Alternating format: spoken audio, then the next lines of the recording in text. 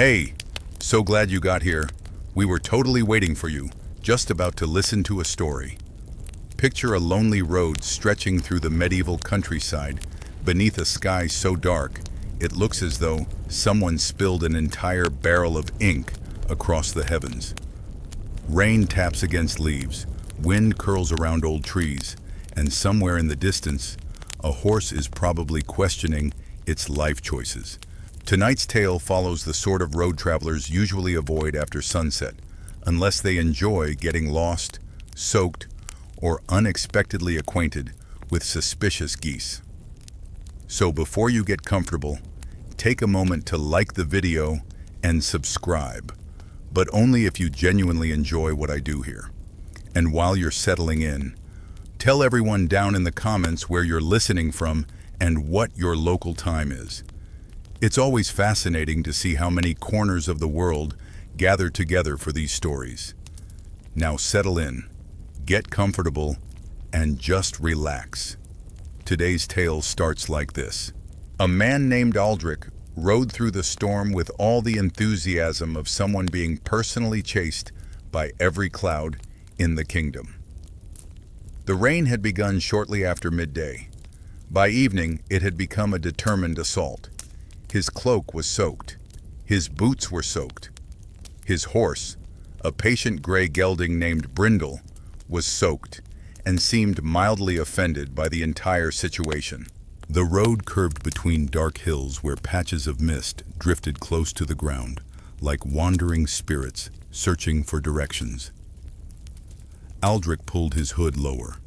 He had spent most of his adult life traveling from village to village, carrying messages, contracts, and occasionally rumors disguised as important information. He knew roads, he knew storms, and he knew that somewhere ahead there should have been shelter. The problem was that somewhere ahead could mean 5 minutes or 5 miserable hours. A flash of lightning illuminated the countryside. For an instant, he saw the outline of an old signpost.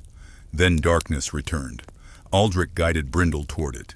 The wooden post leaned at an angle that suggested it had long ago abandoned any commitment to standing upright. One arm pointed toward a market town. Another pointed toward a distant monastery. The third pointed toward a place whose name had almost vanished beneath weathered years. Yet beneath the faded carving, someone had scratched newer words. The Gathering Road. Aldrich frowned. He had never heard that name before. That was unusual. Messengers collected place names the way magpies collected shiny objects. He dismounted and examined the carving. The letters looked recent, perhaps only a few years old. The wind howled through nearby trees. Then he noticed something else. Hoof prints, many of them, fresh. They led down a narrow side road, disappearing into darkness. Travelers generally avoided unknown roads during storms. These tracks suggested quite a few people had decided otherwise. Curiosity stirred. Curiosity was responsible for at least half of humanity's strange decisions. The other half could usually be blamed on ale. Aldrich mounted Brindle once more and followed the tracks. The road wound between ancient oaks, whose branches stretched overhead like the beams of a gigantic cathedral. Rain drummed against leaves. Mud splashed beneath hooves. Several times he nearly turned back. Then he noticed lantern light. Very faint, very distant, but undeniably real. Relief washed through him. The glow gradually grew brighter. Soon he could make out a building standing near the crossroads ahead. Warm golden light spilled from its windows. Several horses waited beneath a covered shelter nearby. More than several, actually. A great many. Well-bred riding horses, pack animals, even what appeared to be a sturdy northern pony with enough hair to survive a snowstorm inside another snowstorm. Aldrich slowed. The sight surprised him. This road should have been nearly empty, yet travelers had gathered here from many directions. Brindle snorted. Aldrich patted the horse's neck. "You're thinking exactly what I'm thinking." Brindle flicked an ear. The horse's expression suggested he was not thinking anything of the sort and merely wanted oats. They approached slowly. The storm continued raging behind them, but the tavern ahead glowed like a beacon. Something about the place felt unusual. Not magical, not sinister, simply unusual. The sort of feeling one gets upon entering a room where an important conversation has paused for just a moment. A wagon stood near the entrance. Its wheels bore the marks of very long travel. Nearby rested a finely crafted saddle that looked expensive enough to purchase a small farm. Aldrich noticed details. That was part of his profession. Every object hinted at a story. And tonight there seemed to be many stories waiting. As he tied Brindle beneath the shelter, he examined the other horses. One carried markings from distant northern territories. Another wore tack commonly used along the western coast. A third had clearly belonged to someone wealthy, though its equipment showed years of hard use. Its owner had once possessed money, or perhaps still did. Either way, they traveled often. Rain rattled across the roof overhead. The animals shifted quietly. Aldrich listened. Beyond the storm, beyond the creaking timbers and rustling wind, he could hear voices drifting from inside. Not loud voices, not drunken shouting. Conversation, calm, measured. The sound reminded him of experienced travelers exchanging stories beside a fire. He had heard such conversations many times, yet something about these sounded different, more thoughtful, more deliberate, as though each speaker carried a lifetime worth hearing. An odd memory surfaced. Years earlier, in a distant village, he had heard an old miller mention a tavern where remarkable people occasionally appeared during fierce storms.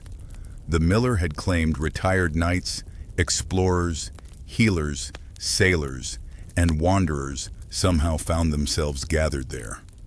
Naturally, nobody believed him.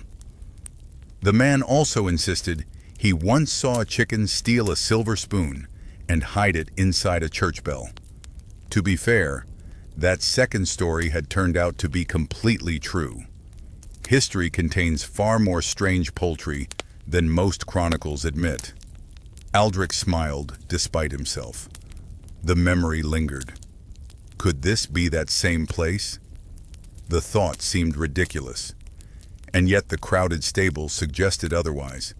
Wind surged across the crossroads. The lantern beside the door swayed gently. Golden light shimmered through rain. For a long moment, Aldrich stood there, listening. The storm behind him, the warmth ahead, the unknown, waiting beyond a single doorway. He felt the familiar sensation that had accompanied many turning points in his life, the quiet certainty that a seemingly ordinary evening was about to become something else entirely. At last he adjusted his cloak, straightened his shoulders, and stepped toward the entrance, where legends, though he did not yet know it, had begun to gather. The door opened with a soft groan. A wave of warmth immediately reached Aldrich, not the overwhelming heat of a crowded feast hall, but the comfortable warmth of a place built to shelter travelers from long roads and unpleasant weather. Behind him, the storm continued its argument with the countryside. Ahead lay dry floors, steady light, and the promise of food that had not spent the last 6 hours being rained upon. Aldrich stepped inside. For a brief moment, several heads turned. Then the room returned to its conversations. That alone caught his attention. Most roadside taverns treated new arrivals as entertainment. People stared. Questions appeared before cloaks were removed. Here, everyone merely acknowledged him and continued whatever discussion had been underway. It was the behavior of individuals comfortable enough in their own stories that they did not need to pry into someone else's. Aldrich removed his wet cloak. Water dripped onto the floor. A serving woman passed by carrying a tray. Without needing to ask, she pointed toward an empty table near one wall. "You look like the storm one." "It put up a strong fight," she laughed. "Kitchen still has stew." Then perhaps neither side achieved complete victory. The woman nodded approvingly and disappeared. Aldrich settled into the chair. From there, he could observe nearly everyone. Years as a messenger had taught him an invaluable skill. Watch first, speak later. Many problems could be avoided through patience. Many opportunities could be discovered the same way. The guests scattered throughout the room did not look especially remarkable at first glance. Yet the longer he observed, the more unusual they became. Near the hearth sat an elderly man with weathered skin and broad shoulders. His beard contained enough gray to suggest many winters, but his posture remained straight. One hand rested casually on a walking staff. The knuckles bore old scars, not farming scars, not merchant scars, something else. The kind earned through years of difficult work. Across the room sat a woman repairing a leather glove. Her movements were precise, economical, nothing wasted. A short bow leaned beside her chair, not decorative, used frequently. Several fletched arrows rested nearby. Aldrich suspected she could split a pine cone at impressive distances, or perhaps split the person holding the pine cone if circumstances demanded. At another table sat a large man examining a carved wooden box. His hands looked powerful enough to bend horseshoes. Burn marks covered several fingers. A craftsman, perhaps. A blacksmith. Yet the box itself appeared unusually delicate. An interesting contradiction. Near a window, partially hidden by shadows, sat a traveler wearing a faded cloak decorated with tiny stitched feathers. Aldrich noticed this detail only when the figure shifted. Feathers, an uncommon choice. Even stranger, a hooded falcon rested calmly upon a perch beside the chair. Now that was unusual. Most people did not travel through storms carrying birds of prey. Most people struggled to convince chickens to cooperate. Falcons belonged to a completely different category of difficulty. The serving woman returned carrying stew and fresh bread. Aldrich thanked her. The aroma alone nearly convinced him he had reached paradise. After a day in cold rain, even simple food could seem like a royal banquet. He began eating. As he did, conversations drifted across the room. Bits and pieces reached him. Fragments, enough to spark curiosity. Crossed the northern pass before the snows arrived. Never trust river maps drawn by people who dislike rivers. The herbs only bloom beneath moonlight. Lost the wager, but won the horse. Aldrich blinked. That last statement felt backward. Then again, some stories required explanation. The longer he listened, the clearer one thing became. These were not ordinary travelers, not because they were famous, not because they carried wealth, but because each voice contained experience, years of it, decades perhaps, people who had seen distant places, people who had survived difficult circumstances, people who spoke with the calm confidence of those who no longer needed to impress anyone. Lightning flashed outside. The room glowed briefly. At the nearby table, two older men played a board game involving carved stones. Neither seemed concerned with winning quickly. Instead, they discussed bridges. Not crossing bridges, building them. One casually described a river, crossing in a mountain valley, hundreds of miles away. The other corrected a detail. Then both spent several minutes debating engineering techniques. Aldrich had never before witnessed a board game interrupted by structural analysis. It was strangely fascinating. A curious piece of medieval trivia surfaced in his memory. Many bridge builders once hid small symbols beneath stones as signatures. Most travelers crossed those bridges for centuries without realizing someone's name slept inside the structure. A quiet reminder that even practical work could become a kind of immortality. The thought suited the atmosphere here.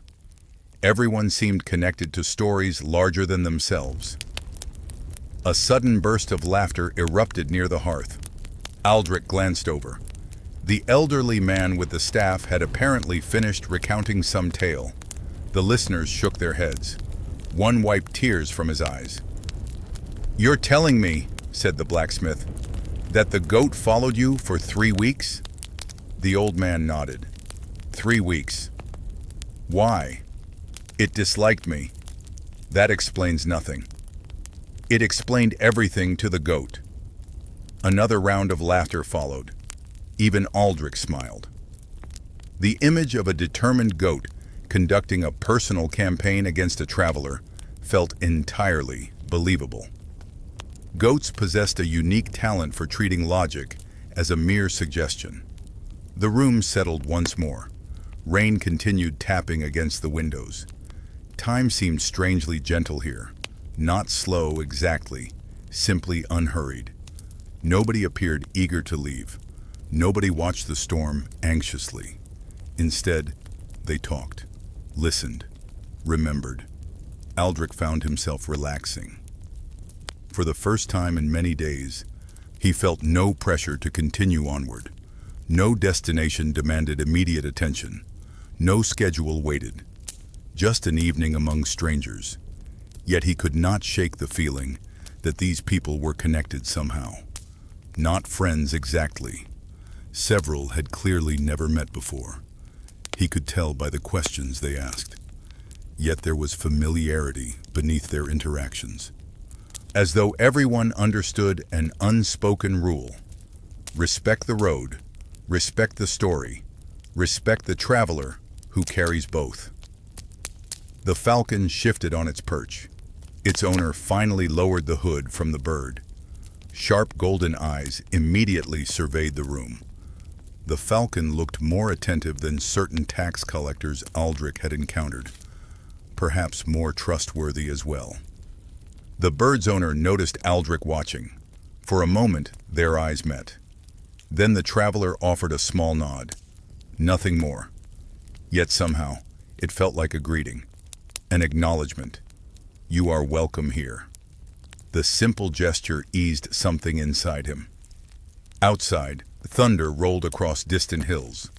Inside, cups were refilled. Stories continued.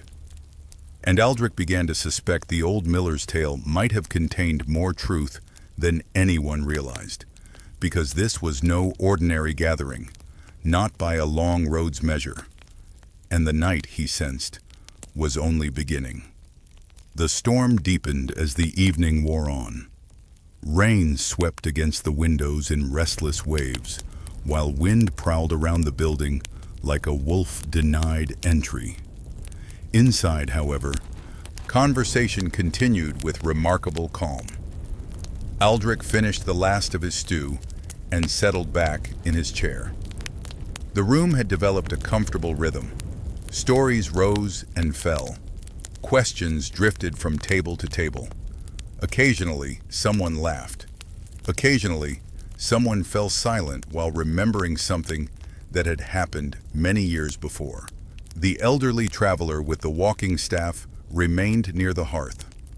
By now, he seemed to have become the unofficial center of attention, not because he demanded it. In fact, he appeared almost embarrassed whenever people focused on him. Yet whenever he spoke, listeners naturally leaned closer. Aldrich had noticed that quality before. Certain people carried authority without seeking it.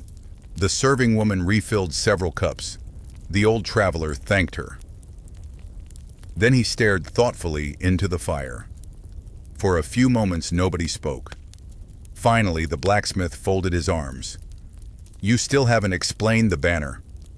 Several others immediately nodded.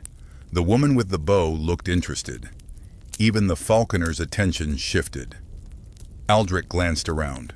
Apparently, this was a continuation of an earlier conversation. The old traveler sighed dramatically. Must we revisit that story? Yes. A few voices echoed the answer. Absolutely. Without question. Especially because you tried avoiding it. The old man groaned. There are moments when I regret becoming acquainted with people. Too late now, said the blacksmith. The room chuckled. The traveler shook his head. Then, after another long look into the fire, he finally spoke. It happened many years ago. Instantly, the room quieted. Even the storm outside seemed farther away. I was young, he continued, which is another way of saying I was frequently confident and frequently wrong. A few listeners laughed knowingly. Aldrich certainly did. Youth often produced that exact combination. The old traveler leaned back. In those days, I served as a knight. Aldrich felt surprise ripple through the room. Not because the revelation seemed impossible. The man's bearing certainly fit, but because he had never mentioned it before. The traveler continued. I carried a banner belonging to a respected lord, fine horse, fine armor, fine reputation. Let me guess, said the blacksmith, you were unbearable. I was magnificent. You were unbearable. Possibly both. More laughter followed. The old knight smiled. At the time, I believed honor lived inside banners, titles, and grand victories.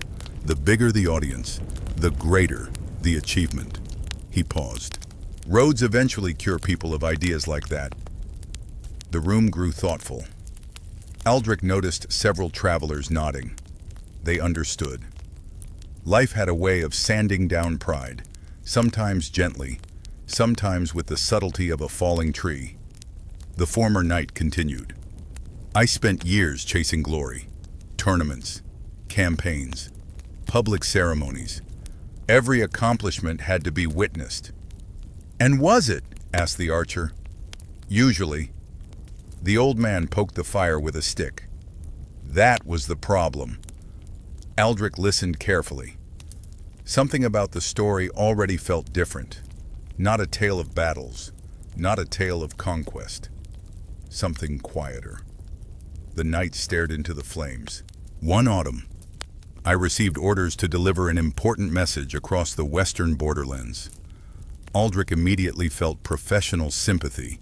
Messenger work rarely appeared in heroic songs, despite involving endless rain and uncomfortable saddles. The knight continued. The route crossed villages few nobles ever visited, small places, forgotten places. He smiled faintly. The kind cartographers remembered only when they ran out of larger towns to draw. A few chuckles drifted through the room. For several days, nothing unusual happened. Then I reached a valley where heavy storms had destroyed a bridge. The blacksmith nodded. A common enough problem. Indeed, the knight folded his hands. The villagers were stranded. Supplies could not cross. Trade had stopped. Winter approached. And your message? Asked Aldrich before realizing he had spoken aloud. Several faces turned toward him. The old knight smiled. My message was urgent. Aldrich nodded. That made the choice obvious. Or so it should have. I intended to continue immediately, said the knight. After all, I carried orders. The room remained silent. Everyone already knew something had changed. I spent the night there, he continued. Then another, then another. The archer raised an eyebrow. You stayed? I stayed. Why? The old man laughed softly.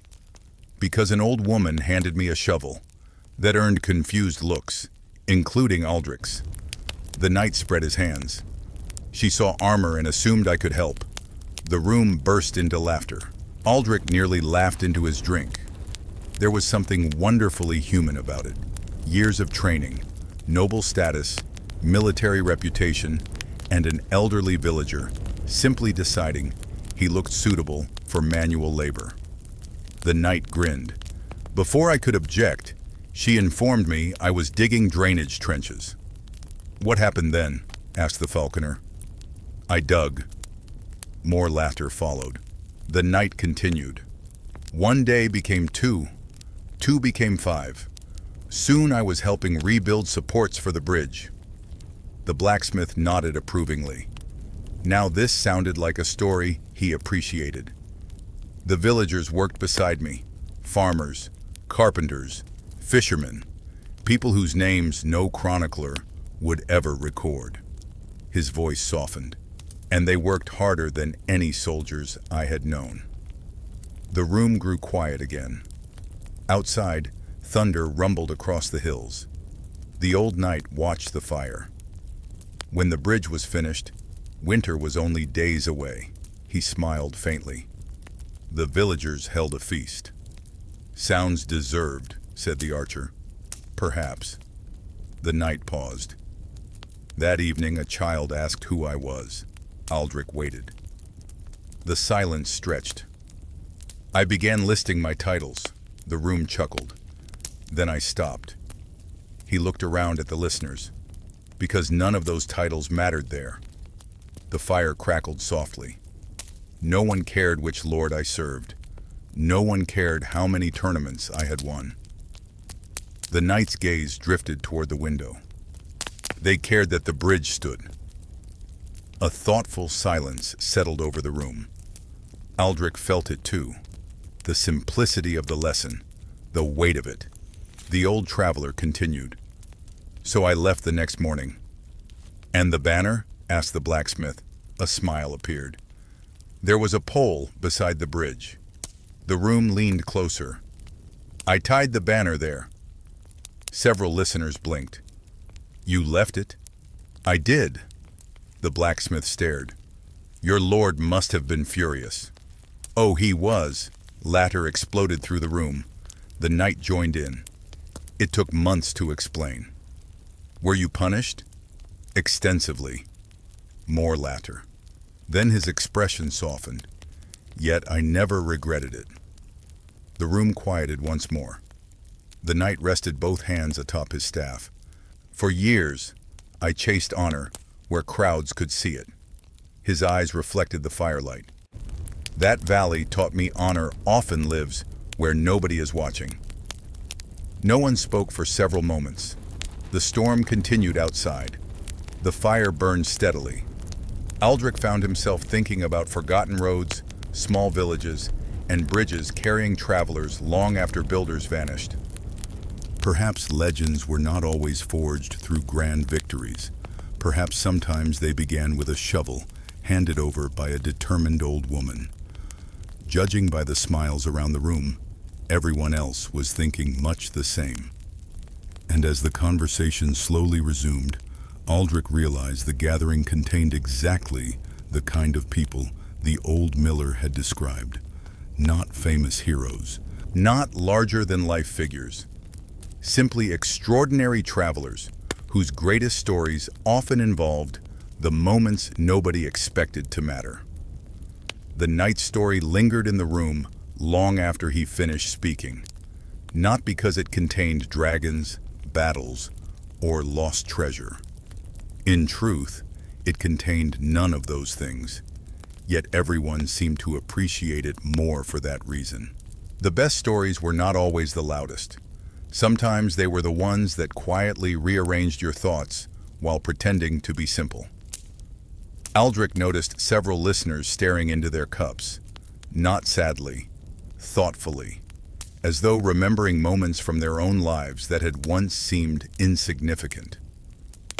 Outside, rain continued to sweep across the crossroads.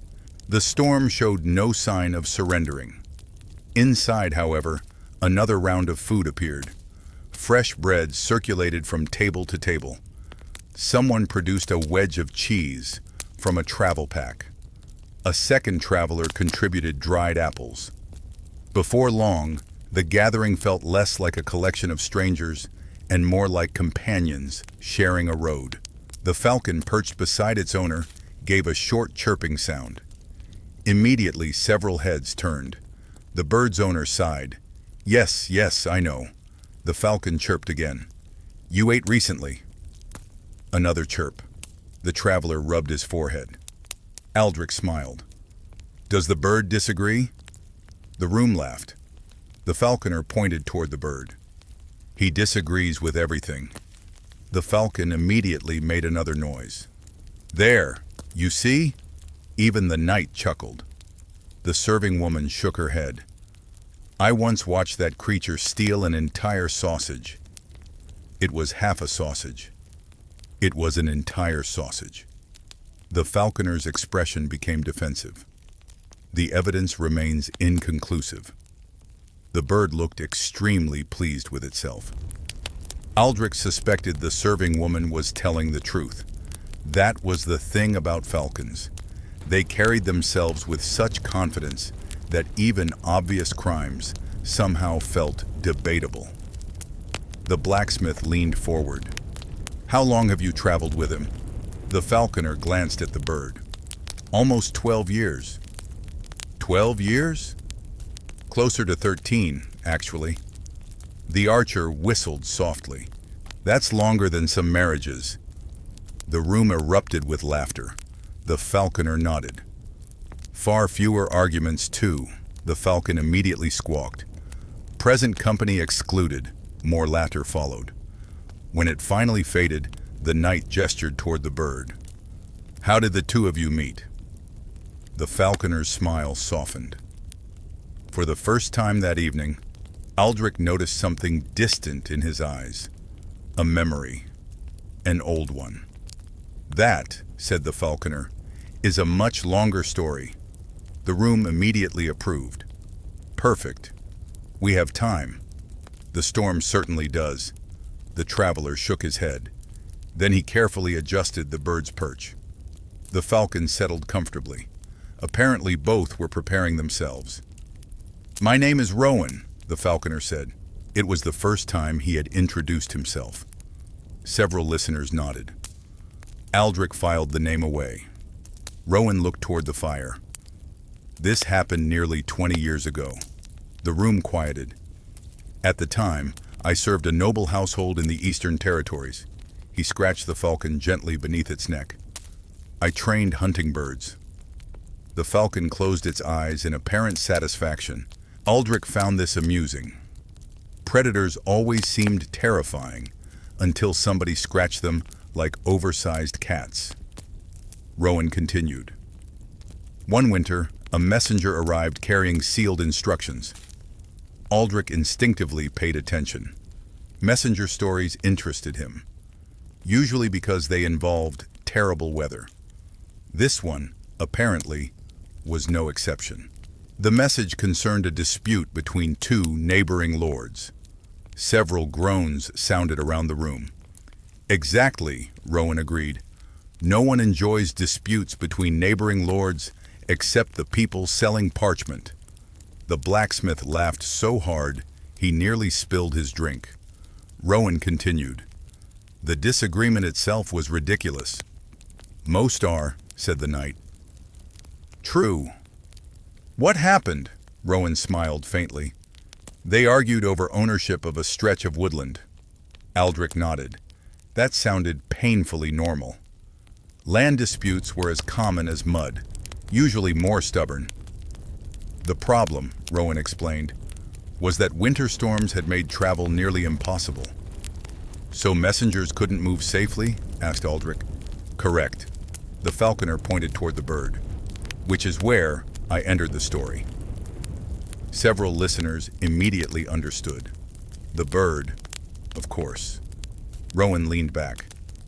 "I was instructed to carry a series of messages through the mountain territories." The archer frowned. "Alone?" "Mostly." "That sounds unpleasant." "It was." The room laughed. At least nobody was pretending otherwise. Rowan continued. The journey lasted several weeks. Roads disappeared beneath snow. Villages became isolated. Rivers froze. He paused.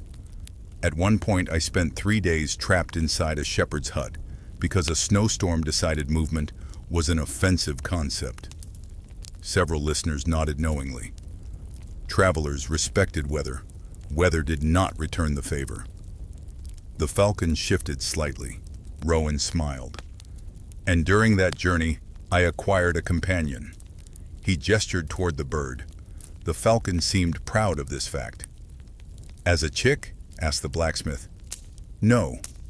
As an adult? No. The room looked confused. Rowan laughed softly. I found him hanging upside down from a pine tree. Silence. Then, immediate laughter. Aldrich blinked. Upside down? Completely. The knight wiped his eyes. How does a falcon end up upside down in a tree? Rowan spread his hands. An excellent question. The falcon made an indignant noise. I asked him the same thing. More laughter followed. The bird clearly objected to this version of events. Unfortunately for him, nobody appeared willing to challenge the storyteller. Rowan continued. His jesses became tangled in the branches. Someone lost him? Most likely. The room gradually quieted again. He belonged to another falconer once, perhaps years earlier. The traveler looked thoughtfully at the bird. No markings remained, no way to identify the owner. The falcon blinked slowly. So I freed him. And he followed you? Asked Aldrich. Rowan smiled. Not immediately. The room chuckled. That sounded more realistic. He attempted to bite me. Better. Then he stole part of my dinner. Even better. The bird squawked again. The listeners laughed. Rowan continued. Then he disappeared. A sensible ending. Not quite. The falconer pointed toward the bird. The next morning, he returned. The room smiled. He followed me for 3 days. The knight laughed. You were adopted. I was. The falconer's eyes reflected the firelight. And eventually, I accepted that fact. A comfortable silence settled across the gathering. Outside, wind rattled the windows. Inside, Rowan gently stroked the bird's feathers. The journey continued. His voice grew quieter. The messages were delivered. The dispute ended peacefully. Remarkable, muttered the blacksmith. A rare outcome. Very rare, the room agreed. Rowan smiled. But the mission itself was not what mattered. He looked down at the falcon. It taught me something. The listeners waited. People often believe great achievements require strength. He paused. Or wealth. Another pause. Or fame. The falconer shook his head. Yet some of the most important tasks succeed because of patience. The room remained silent. Rowan's gaze drifted toward the storm-dark windows. One careful step. His hand rested lightly against the bird. One message delivered. A faint smile appeared. One stubborn falcon rescued from a tree. The room erupted into warm laughter once again. Even the bird seemed to tolerate the joke this time. And as the laughter faded, Aldrich found himself thinking that the gathering had already revealed 2 remarkable lessons. Honor where nobody is watching. Patience where nobody notices. The night, however, was still young, and many stories remained untold. The laughter from Rowan's story lingered pleasantly through the room. Even the falcon appeared to have forgiven the repeated references to the tree incident. At least, he had not attempted to peck anyone. That was generally considered a positive sign. Outside, the storm continued, drumming against the countryside. The rain seemed endless now, like a musician determined to perform the same song until every listener surrendered.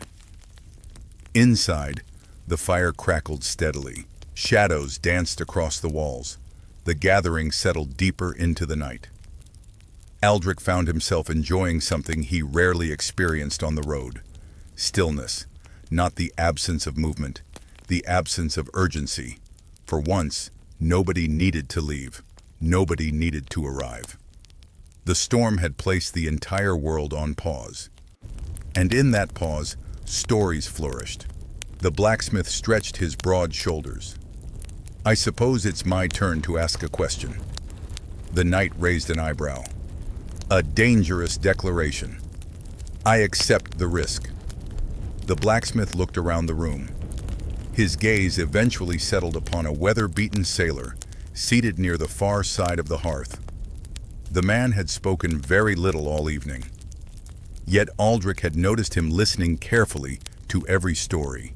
His face carried the unmistakable marks of long years at sea, wind-burned skin, calloused hands, eyes that constantly seemed to measure distance. The sailor noticed everyone looking at him. Immediately, he frowned. "Oh no." The room laughed. "Oh yes," said Rowan. The sailor sighed. "I knew remaining quiet was a mistake." The knight grinned. "It usually is." The sailor folded his arms. "What do you want to know?" The blacksmith barely hesitated. "The storm." The sailor glanced toward the windows. "The current one?" "No." The blacksmith smiled. "The worst one." Several listeners nodded immediately. That was exactly the question everyone wanted answered. The sailor groaned softly. "You people always ask that, because sailors always have an answer." Unfortunately, the blacksmith was correct. The sailor stared into the fire. For a moment he remained silent. Then he nodded once. "Very well." The room settled. "My name is Garrick." Another first introduction. Aldrich noticed that names seemed to emerge only after stories began, as though achievements mattered less than experiences. Garrick leaned back. "The storm happened nearly 30 years ago." The listeners exchanged glances. 30 years. This promised to be a significant tale. "I was young." The room chuckled. Apparently everyone had once been young and questionable. Garrick pointed toward the laughter. "Exactly that expression." More chuckles followed. The sailor continued. "I had recently joined a merchant vessel traveling northern trade routes." His voice carried the slow rhythm of someone accustomed to speaking over wind. "The captain was experienced." "Good start," said the knight. "It helps." "The crew?" "Mostly competent." "Less encouraging." Garrick nodded. "A fair assessment." The room laughed. He continued. "We departed during late autumn." A few listeners immediately winced. The sailor noticed. "Yes, you already understand the mistake."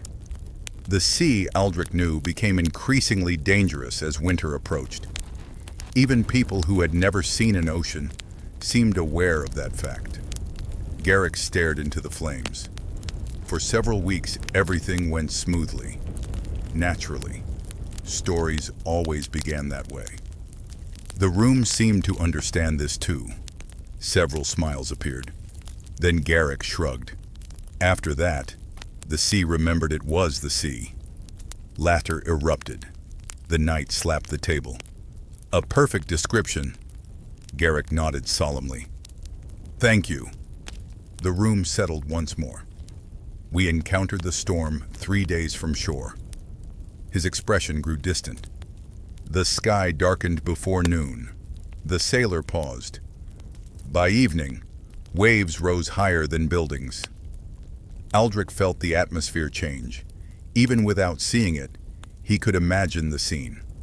A tiny ship surrounded by towering walls of water, the sort of sight capable of making brave people reconsider every decision leading to that moment. Garrick continued. "The wind screamed. The fire crackled softly. The mast groaned.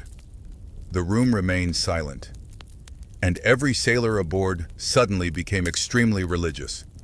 Laughter exploded across the gathering. Even Garrick smiled. Funny how that happens. The blacksmith wiped tears from his eyes. I've heard similar reports. Entirely true, the sailor continued. For 2 days, we fought the storm. His tone grew quieter. We lost sails. The listeners nodded. We lost supplies. More nods. We lost a chicken. Silence. Then confused expressions. The chicken? The chicken. Aldrich blinked. The knight leaned forward. There was a chicken aboard? There is always a chicken aboard. Nobody challenged this statement. Mostly because nobody possessed enough maritime knowledge to do so. The sailor continued. The captain was particularly upset. About the supplies? The chicken. The room dissolved into laughter again. Garrick allowed it. Then he raised a hand. The chicken had a name. This somehow made the situation funnier. When the laughter finally faded, he resumed. By the third night, conditions became worse. The amusement gradually disappeared. The sailor stared toward the storm-dark windows. Worse than anything I had seen, his voice lowered. Worse than anything I have seen since. Aldrich listened carefully. The room had become completely silent. The waves struck from every direction. The sailor's expression hardened slightly. The stars vanished. No one spoke. The shoreline disappeared. He folded his hands. And for the first time in my life, I believed we might not survive. The fire popped softly. Outside, thunder rolled across distant hills. Garrick watched the flames for several moments. Then, unexpectedly, he smiled. A strange thing happened. The room leaned closer. What? Asked Rowan. The sailor chuckled. The captain started singing. Confused looks appeared. He what? Singing. The knight frowned. During the storm? During the storm, the sailor nodded.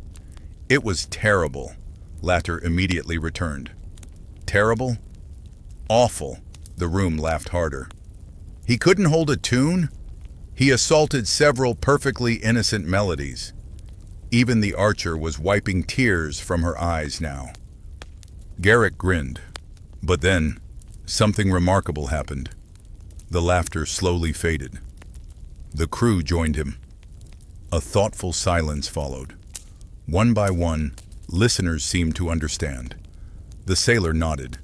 Not because the songs were good. Clearly. Thank you. More chuckles. But because people needed courage. His voice softened. And sometimes courage arrives in strange forms. The room remained quiet. The storm did not weaken. He shook his head. The waves did not shrink. Another pause.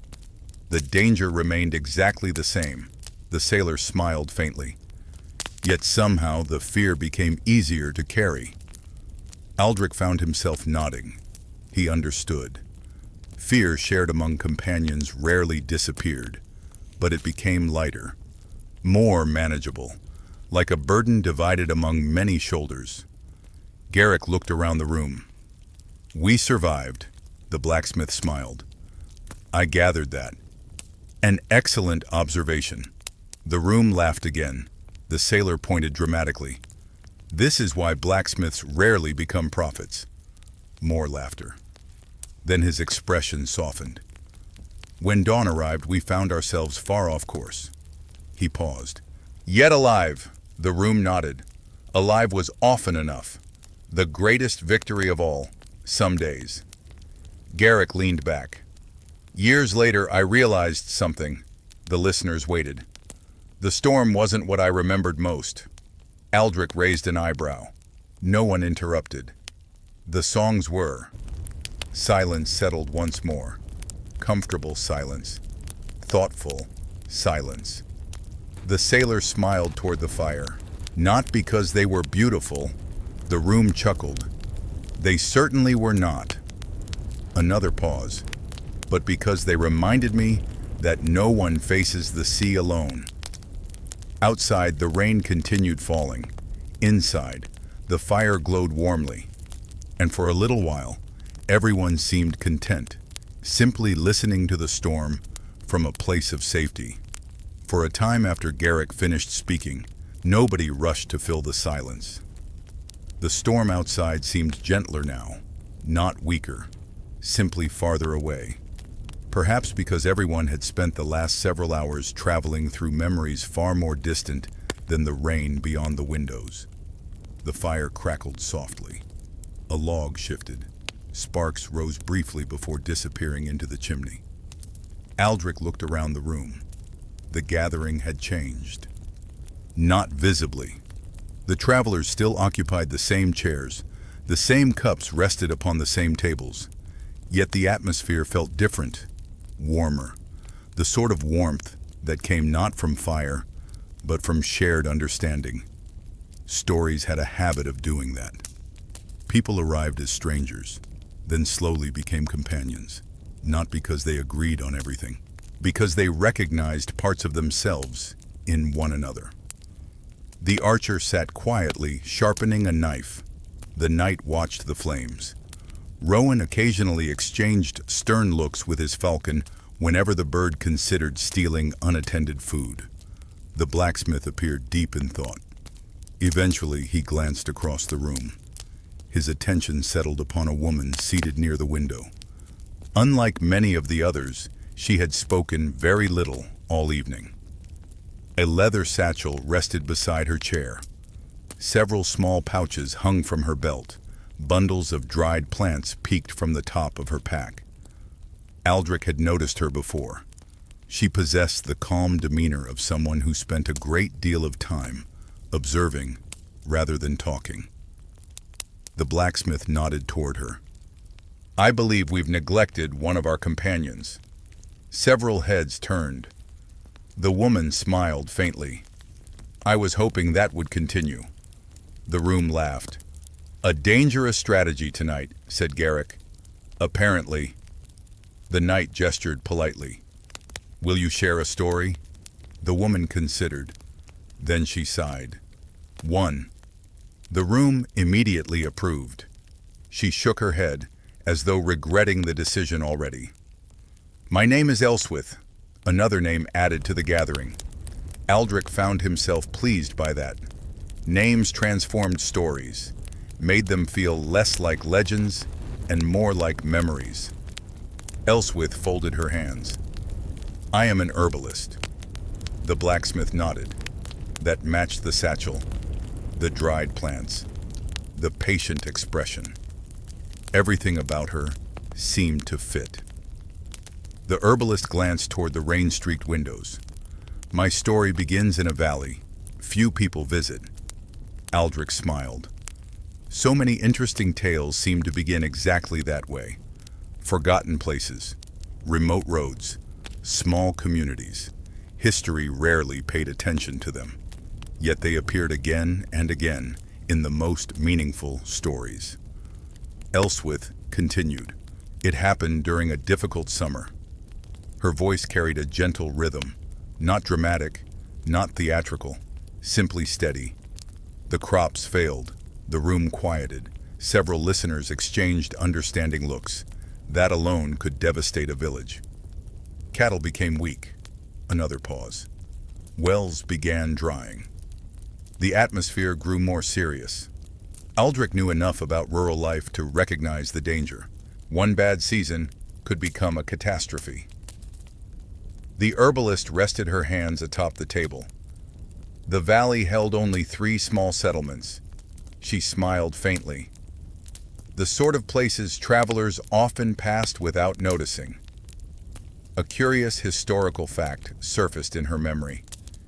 You know, some medieval villages were so small that mapmakers occasionally forgot to include them entirely.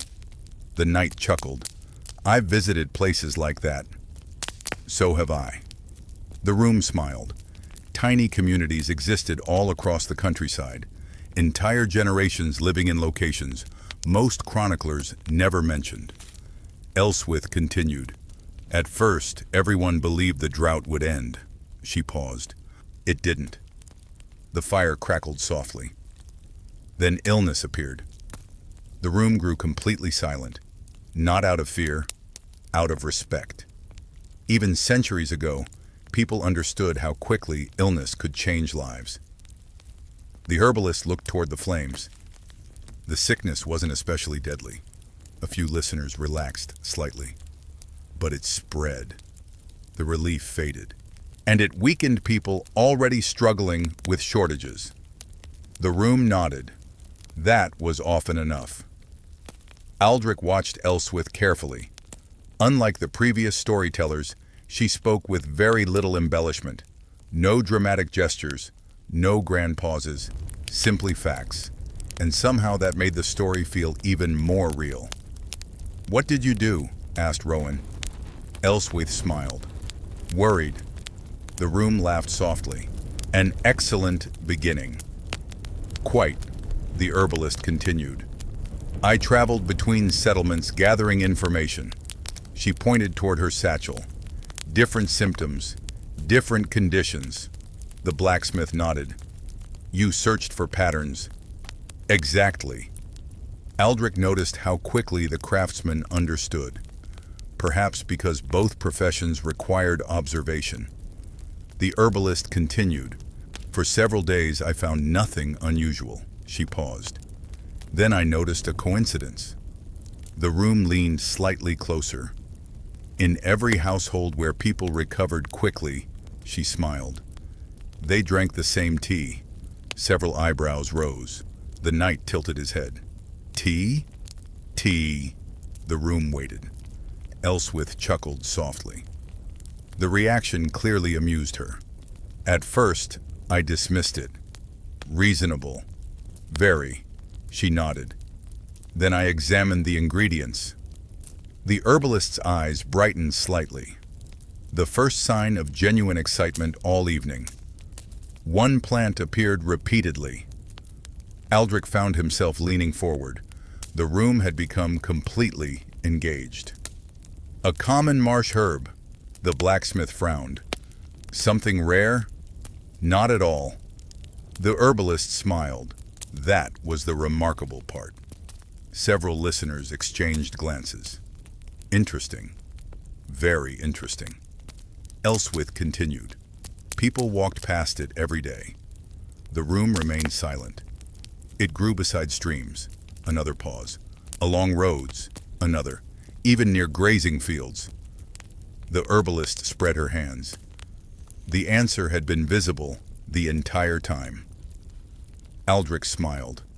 That felt strangely familiar. How often did solutions hide in plain sight? The knight laughed quietly. "The world enjoys doing that." "It does," Elswith nodded. The herbalist described the weeks that followed. Gathering plants, preparing remedies, teaching villagers how to identify the herb, showing families how to dry and store it. No grand battles, no dramatic quests, just patient work, the kind history often overlooked. Yet the room listened intently, because everyone understood.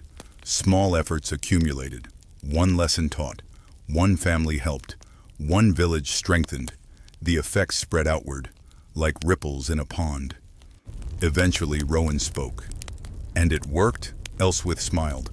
"It helped." The room waited. She shrugged. "Medicine rarely performs miracles." A thoughtful silence followed. "It simply improves the odds." The statement felt honest, comfortingly honest. The herbalist looked around the gathering. The drought eventually ended. Several listeners nodded. The illness faded. More nods. The valley recovered. A faint smile appeared. And life continued. The room remained quiet for a moment. Then the blacksmith asked a question. "Did anyone remember what you did?" Elswith laughed. The reaction surprised everyone. "Very few." The room blinked. The knight frowned. "Doesn't that bother you?" The herbalist looked genuinely puzzled. "Why would it?" Silence followed. She folded her hands. The goal was never recognition. Her voice remained gentle. The goal was helping people. The room grew thoughtful. Aldrich found himself remembering the knight's bridge, the sailor's songs, the falconer's patience, different lives, different roads. Yet somehow the same lesson kept appearing. Meaning rarely announced itself with trumpets. Often it arrived quietly, disguised as ordinary work. Elswith smiled toward the fire. The strange thing is that most people remember the drought. She paused. Almost nobody remembers the herb. The room chuckled softly. History, it seemed, had peculiar priorities. Outside, rain continued tapping against the windows. Inside, the travelers sat comfortably together, and Aldrich began to suspect that every person gathered here carried a story capable of reshaping how others viewed the world. The night still stretched ahead, and many lessons remained hidden within it. Elswith's story left the room in a thoughtful hush, not a heavy hush, not the kind that follows bad news or awkward singing. More like the quiet after someone opens a window and everyone realizes the air has changed. Aldrich sat with his hands around his cup, watching steam curl upward. He had carried messages through half the kingdom and had heard plenty of boasts along the way. Men boasting about battles, merchants boasting about profits. One very determined baker, boasting that his rye bread could survive a siege, which, to be fair, might have been true. But this gathering felt different. These people spoke about survival, kindness, patience, and strange poultry with the ease of those who had stopped polishing their own reputations. That made Aldrich trust them more. The blacksmith suddenly set his carved wooden box on the table with a soft thump. "Enough solemn wisdom," he said. "Someone is going to lose a wager." The room brightened instantly. Garrick raised both hands. "I object already. You haven't heard the terms." "I know myself," the knight laughed. "That is unusually wise." The blacksmith opened the box. Inside lay small carved pieces, wolves, towers, ships, birds, coins, and tiny crowned figures no larger than Aldrich's thumb. A board was folded beneath them, marked with squares and winding paths. Aldrich leaned closer. He had seen many tavern games.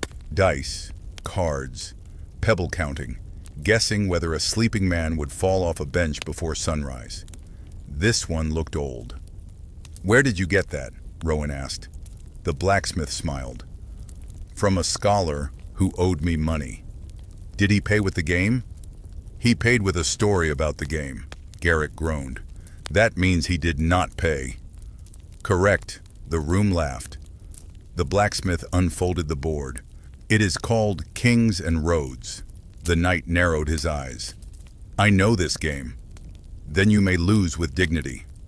"Unlikely." Aldrich watched as the pieces were arranged. The rules came slowly, explained with many interruptions, and at least 3 disagreements. Each player controlled travelers crossing a troubled kingdom. Coins could help. Roads could betray. Towers offered shelter. Wolves were, naturally, inconvenient. The goal was not merely to reach the far side, but to arrive with the most companions still standing. That detail interested Aldrich. Most games rewarded speed. This one rewarded care. Elswith touched one of the little carved birds. "Who made these?" The blacksmith shrugged. "No one knows." He turned a wolf between his fingers. Old game makers sometimes carved pieces from leftover bone or fruitwood. Odd little fact.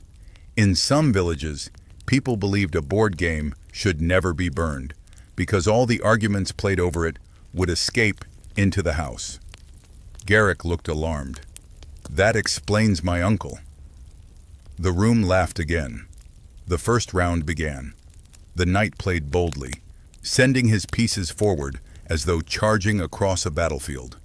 Within minutes, 2 were trapped by wolves. The blacksmith sighed. There he goes. Nobility in action. I am establishing momentum. You are feeding wolves. Rowan played patiently, naturally. He moved slowly, protecting each path. His falcon watched with stern disapproval, though Aldrich suspected the bird disapproved of all human entertainment not involving meat. Elswith played quietly and seemed to be losing. Then, without warning, she guided 3 pieces through a hidden route and collected enough coins to save everyone. The room stared. She smiled mildly.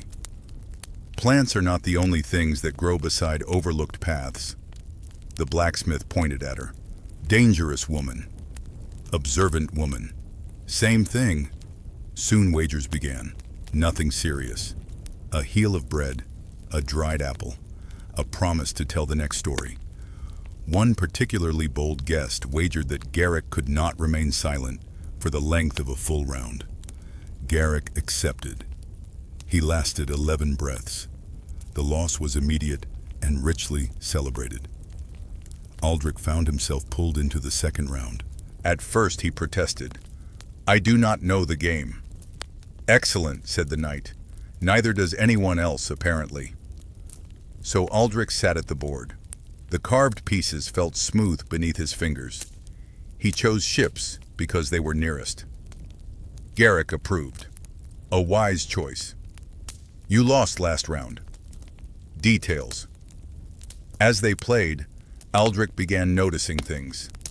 The knight favored direct routes, but only because he assumed danger could be faced head-on. Rowan avoided unnecessary risk. Elswith watched everyone before moving. Garrick took absurd chances and somehow survived half of them. The blacksmith pretended to be careless, but his pieces always ended exactly where they needed to be. It was not merely a game. It was a window. People revealed themselves through small choices. How they risked, how they retreated, how they protected others. Aldrich moved one ship toward a bridge square. The blacksmith smiled. Careful. Aldrich paused. Trap? Maybe. The knight leaned closer. He is bluffing. Rowan shook his head. He is smiling too much. Elswith said, move the coin first. Aldrich considered, then obeyed her. The board shifted in his favor. The blacksmith slapped the table softly. Betrayal. From all sides. You warned me, Aldrich said. I warned you poetically. Still counts. The room laughed. For the first time that evening, Aldrich felt not like an observer, but like part of the gathering. The realization warmed him more than the fire. As the game continued, little truths emerged. The knight admitted he had once lost a tournament because his horse wandered toward an apple cart. Rowan confessed he had named his falcon after a judge he disliked. Elswith revealed she could identify 5 poisonous berries by smell alone, which made everyone slowly move the dried fruit farther from her seat. Garrick claimed he once navigated by listening to fog. Nobody believed him. Then he explained enough detail that everyone became unsure. The wagers grew sillier. The winner of the round could ask any question. The loser had to answer honestly. When Aldrich unexpectedly won, everyone groaned as though betrayed by fate itself. He looked around the table. For a moment he considered asking something grand. Why they had gathered. Whether the tavern's legend was true. How so many remarkable people arrived on the same stormy night. Instead, he asked the knight, "Did the goat ever stop following you?" The room exploded. The knight covered his face. "No," Aldrich grinned. "How long?" 5 weeks. Garrick nearly fell from his chair. The blacksmith pounded the table. Elswith laughed so quietly she had to wipe her eyes. Even Rowan's falcon gave a sharp cry, perhaps joining in, perhaps demanding justice for the goat. The knight finally raised his cup. To worthy enemies, everyone drank. And in that warm, ridiculous moment, with rain at the windows and legends losing wagers over carved wolves, Aldrich understood something simple and lovely. Greatness did not remove people from ordinary joys. It made those joys more precious. These travelers had crossed storms, valleys, seas, and forgotten roads. Yet here they were, arguing over a board game like children avoiding bedtime, and honestly, doing a splendid job of it. The game finally ended sometime near midnight, not because a winner had been decisively crowned. That possibility had vanished long ago. Instead, the board became increasingly tangled with arguments, questionable interpretations of rules, and a growing number of side conversations. Eventually, even the blacksmith admitted the contest had become impossible to judge, which, according to Garrick, proved it was a tremendous success. The carved pieces were gathered and returned to the wooden box. The wagers were settled. The knight surrendered a loaf of bread. Garrick lost another dried apple. Rowan somehow acquired both. No one seemed entirely sure how. Even the falcon looked impressed. Outside, the storm continued its endless march across the countryside. The rain had softened somewhat, but thunder still rolled through the distant hills. The gathering settled comfortably around the hearth once more. For a while, nobody spoke. The silence felt earned, like the quiet between chapters of a favorite book. Aldrich stared into the fire. Flames curled around blackened logs. Golden light flickered across faces. The room seemed smaller now, not physically, familiar. The travelers no longer felt like strangers. They felt like companions who had shared many roads together, even if most had met only hours earlier. Eventually, the archer set aside her sharpening stone. The faint scraping sound ceased. Immediately, several heads turned. She noticed and sighed. "Why is everyone looking at me?" The blacksmith smiled. "Experience." Garrick nodded. "When quiet people finally speak, it's usually worth hearing." The archer stared at them, then at the fire, then at her cup, apparently considering whether escape remained possible. After a few moments, she surrendered. "Very well." The room brightened. The knight pointed dramatically. "A victory." "A mistake," she replied. Laughter followed. The archer shook her head. "My name is Malin." Another name joined the gathering. Aldrich smiled. By now, the introductions felt almost ceremonial. Stories first, names second, reputations last. Malin folded her arms. Unlike the others, she carried herself with a certain alertness. Even relaxed, she seemed prepared. The habit of someone who spent years traveling dangerous places. "My story concerns a question." The room quieted. "A question?" asked Rowan. "A question." The falconer nodded thoughtfully. "Those are often troublesome." "Exactly." The archer glanced toward the windows. "It began 15 years ago." The listeners settled comfortably. Another journey awaited, another road unfolding through memory. "I was traveling through the eastern forests." Malin's voice remained calm, measured. "The sort of forest where roads appear only when they feel cooperative." Several travelers laughed knowingly. Every kingdom possessed landscapes like that. Places where maps became optimistic suggestions. The archer continued. "At the time, I worked as a guide." Aldrich nodded. That suited her. Observant, patient, practical. Good qualities for navigating wilderness. "One evening I reached a small settlement," she paused. "Only a few dozen people lived there." The room listened carefully. The village elder approached me. A faint smile appeared. He had a problem. Garrick raised an eyebrow. They always do. The room chuckled. Malin nodded. He asked whether I would help locate someone. The knight leaned forward. A missing traveler? No. A hunter? No. The archer smiled faintly. A storyteller? The room blinked. Silence followed. Then confusion. A storyteller? Asked Aldrich. Yes. The room exchanged puzzled glances. Of all the possible answers, that had not been expected. Malin seemed amused by their reactions. The storyteller had visited the village many years earlier. She looked into the flames. He entertained children, shared news, told legends. The room nodded. Traveling storytellers were common enough, important even. Many villages learned more from wandering storytellers than from official messengers. The elder remembered him fondly. She paused. Then one day the storyteller left. The room remained quiet and never returned. Aldrich frowned slightly. That sounded sad, but not unusual. Roads carried people away all the time. Malin continued. Years later, the elder learned the storyteller had been searching for something. The room leaned closer. What? Asked Rowan. The archer smiled. No one knew. That answer only increased interest. Even the falcon appeared attentive.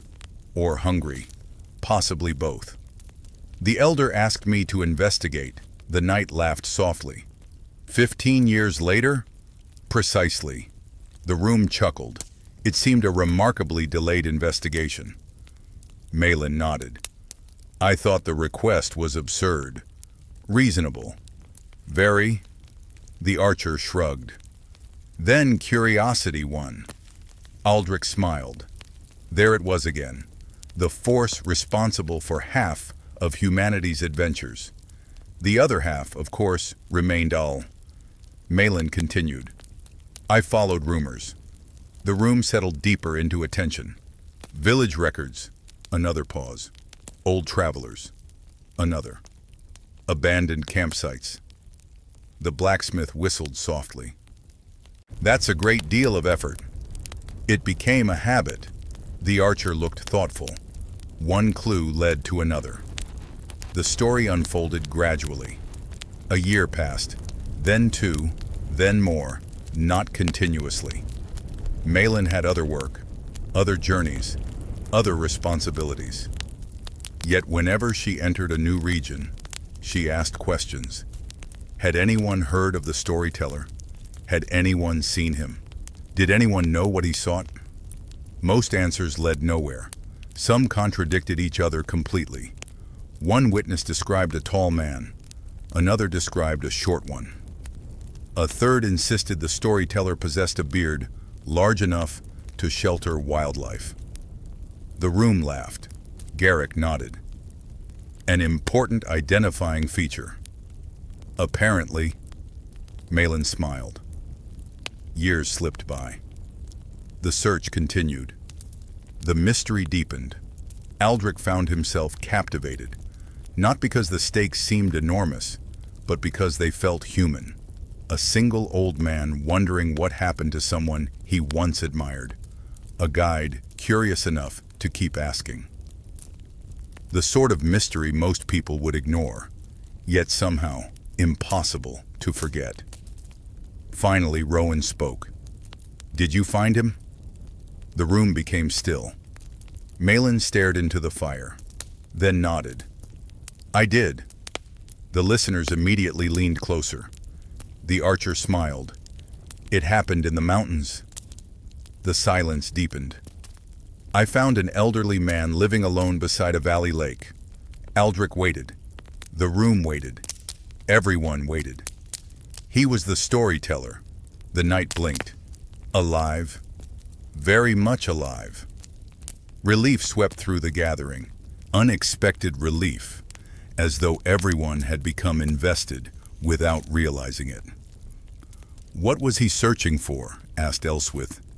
Malin laughed softly. The reaction surprised several listeners. Then she shook her head. He wasn't searching for anything.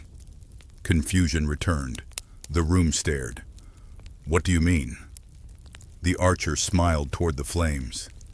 The rumor was wrong. Silence. Then understanding slowly spread. The storyteller had never been hunting a treasure, never chasing a secret, never pursuing a lost kingdom. The entire mystery had grown from a misunderstanding. The room began laughing, not mockingly, warmly, because somehow it felt perfect. Malin nodded. He simply found a place he loved. The fire crackled softly. He stayed. No one spoke for several moments. Then Aldrich smiled. So all those years, the archer nodded. I spent searching for an answer that didn't exist. The room chuckled. Yet Malin did not sound disappointed. Quite the opposite. The strange thing is that I don't regret it. The listeners looked thoughtful. She folded her hands. Because the search itself led me across forests, mountains, rivers, and roads I might never have traveled otherwise. The room fell quiet once more. Another lesson, another unexpected truth. Sometimes questions mattered less than the journeys they inspired. Outside, thunder rolled across the hills. Inside, the fire glowed steadily. And Aldrich found himself wondering how many of life's greatest discoveries began with mysteries that were never really mysteries at all. Malin's tale settled gently over the room. No one rushed to speak. The idea of a search without an answer seemed to please everyone in a strange way. Perhaps because most travelers understood it. People claimed they traveled for coin, duty, news, healing, trade, or escape.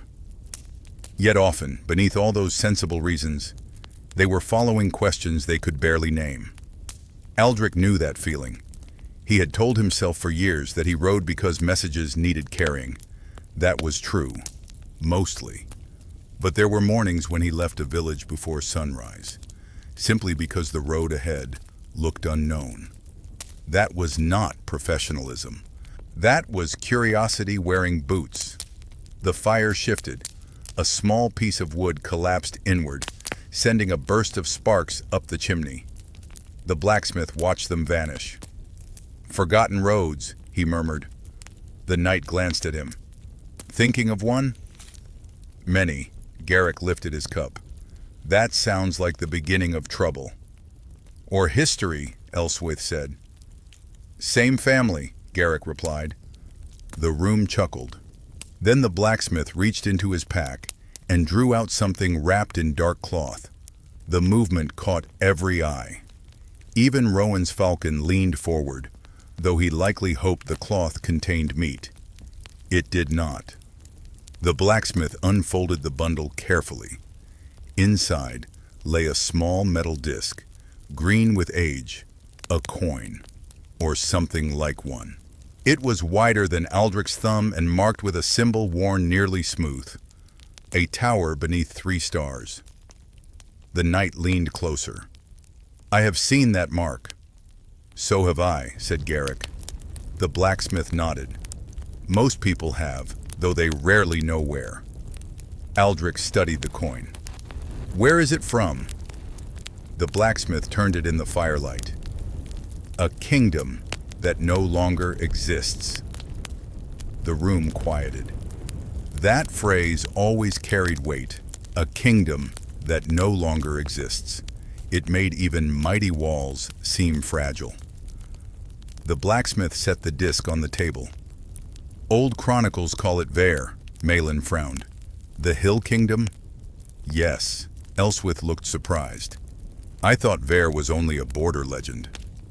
Most border legends are old arguments wearing cloaks. Garrick nodded approvingly. That is disgustingly accurate. The blacksmith smiled. He introduced himself at last. Borin, he said.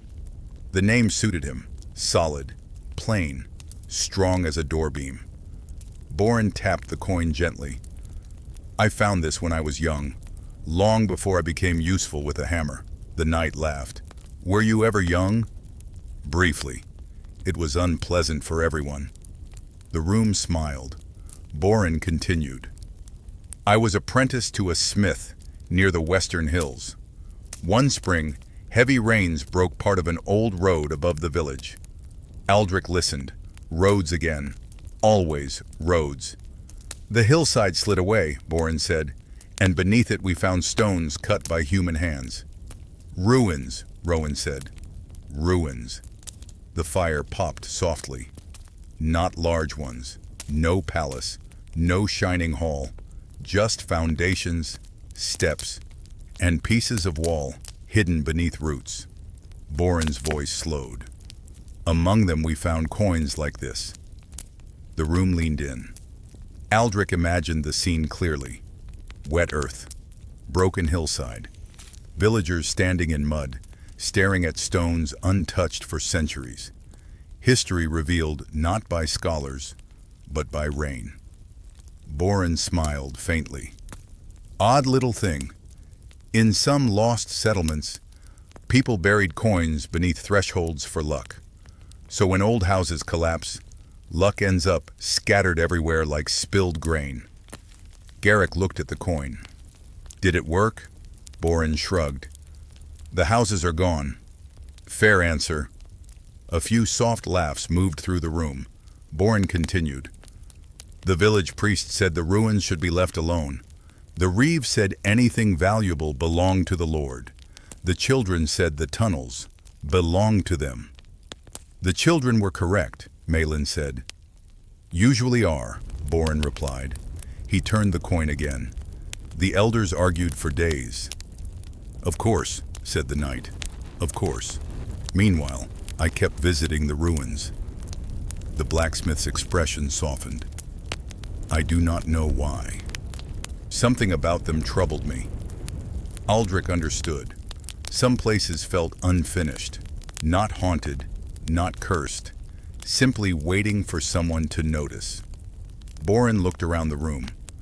There were marks carved into several stones, not grand inscriptions, just names. The room grew still. Family names, he said. Work marks, little signs, a fish, a hammer, a crooked moon. Elswith smiled gently. Ordinary people. Yes, Boren nodded. That was what struck me. When folk spoke of Vare, they mentioned vanished kings, lost battles, broken towers. But beneath that hill were kitchens, doorsteps, storage rooms, little hearths. He paused. A kingdom disappeared, but someone had once worried about repairing a roof. Silence followed. Aldrich felt the sentence settle inside him. It was easy to imagine lost kingdoms as grand and distant, harder and somehow sadder to remember they had been filled with people asking whether the bread would rise. Boren continued. I spent that summer cleaning mud from stones after my work was done. The knight raised an eyebrow. Your master allowed that? My master believed hard labor cured foolishness. And it did not. The room laughed softly. Boren smiled. I copied the marks onto scraps of parchment. I asked old travelers about the tower and stars. I listened to ridiculous stories. How ridiculous? Garrick asked. One man claimed Vare vanished because its king insulted a goose sacred to the moon. The room burst into laughter. Rowan looked serious. Never insult geese. Good advice in every age, Aldrich said. The laughter lingered, warm and easy. Then Boren grew thoughtful again. Years later I learned more. Vare had not vanished in a single disaster. No curse, no flaming sky, no offended moon goose. A pity, Garrick said. Indeed. Boren rested his broad hands on the table. It faded. That word drew the room quiet again. Trade routes shifted, wells failed, noble families married into stronger houses, young people left, the border moved, then maps changed. Aldrich stared at the coin. A whole kingdom undone not by one great blow, but by many small departures. That felt more real than any legend. Boren's voice softened. Eventually, only the stories remained. Then even those became confused. The knight nodded slowly. Fame is thinner than people think. Very thin, Boren said, like cheap soup. Garrick raised his cup. Tragic and watery. The room chuckled. Boren smiled, but kept his eyes on the coin. I kept this because it reminds me that nothing human is as permanent as it pretends to be. No one interrupted. Not crowns, not walls, not names carved above doors. He looked toward the fire. But small things remain longer than expected. A coin, a tool mark, a step worn by feet. Aldrich thought of messages he had carried, important seals, urgent commands, declarations from people who believed their words would shape history. Perhaps some had. Perhaps most had vanished like smoke. Yet a bridge might remain. A song might remain.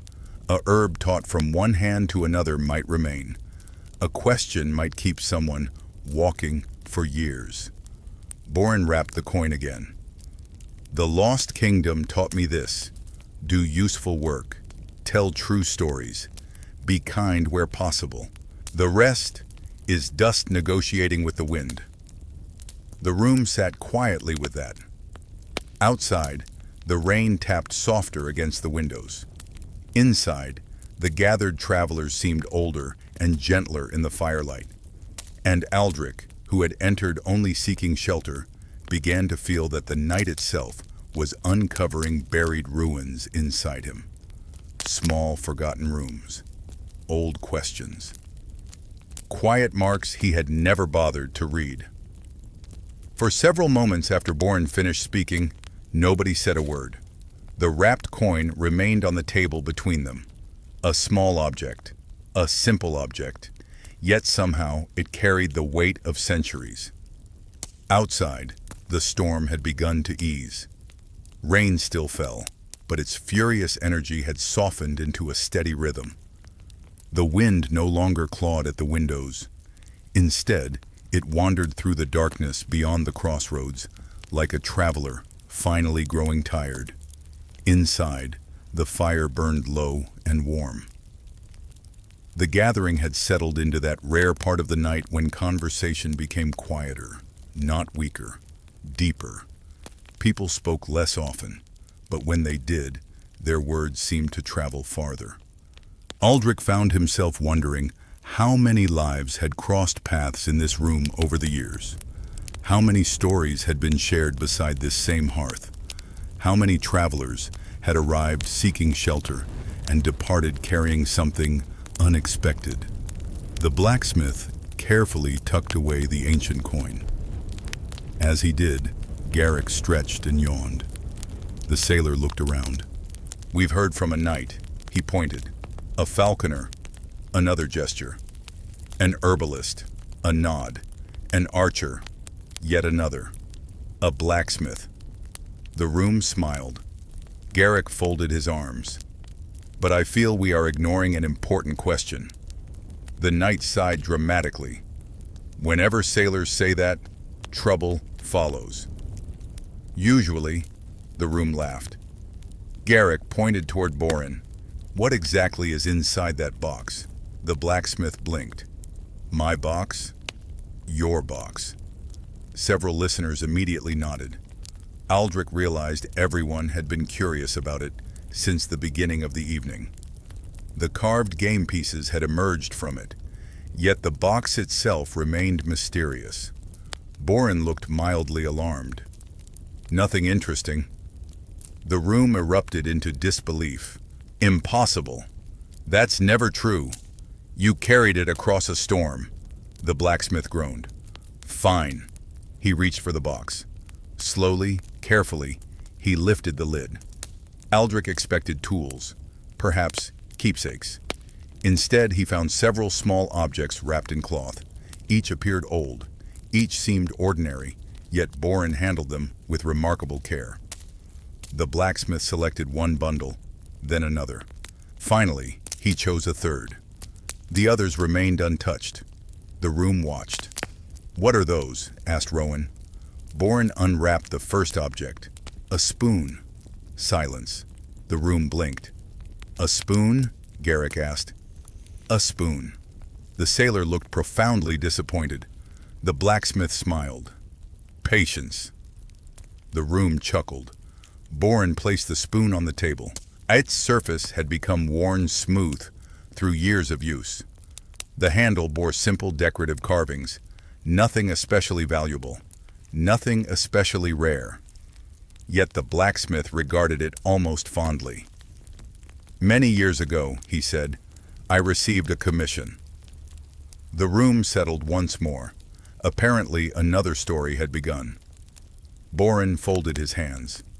"A wealthy merchant hired me to create an ornamental gate." The knight nodded. "A profitable assignment." "Very." The blacksmith smiled faintly. The merchant wanted everyone who visited his estate to admire it. Garrick raised an eyebrow. "That sounds exhausting."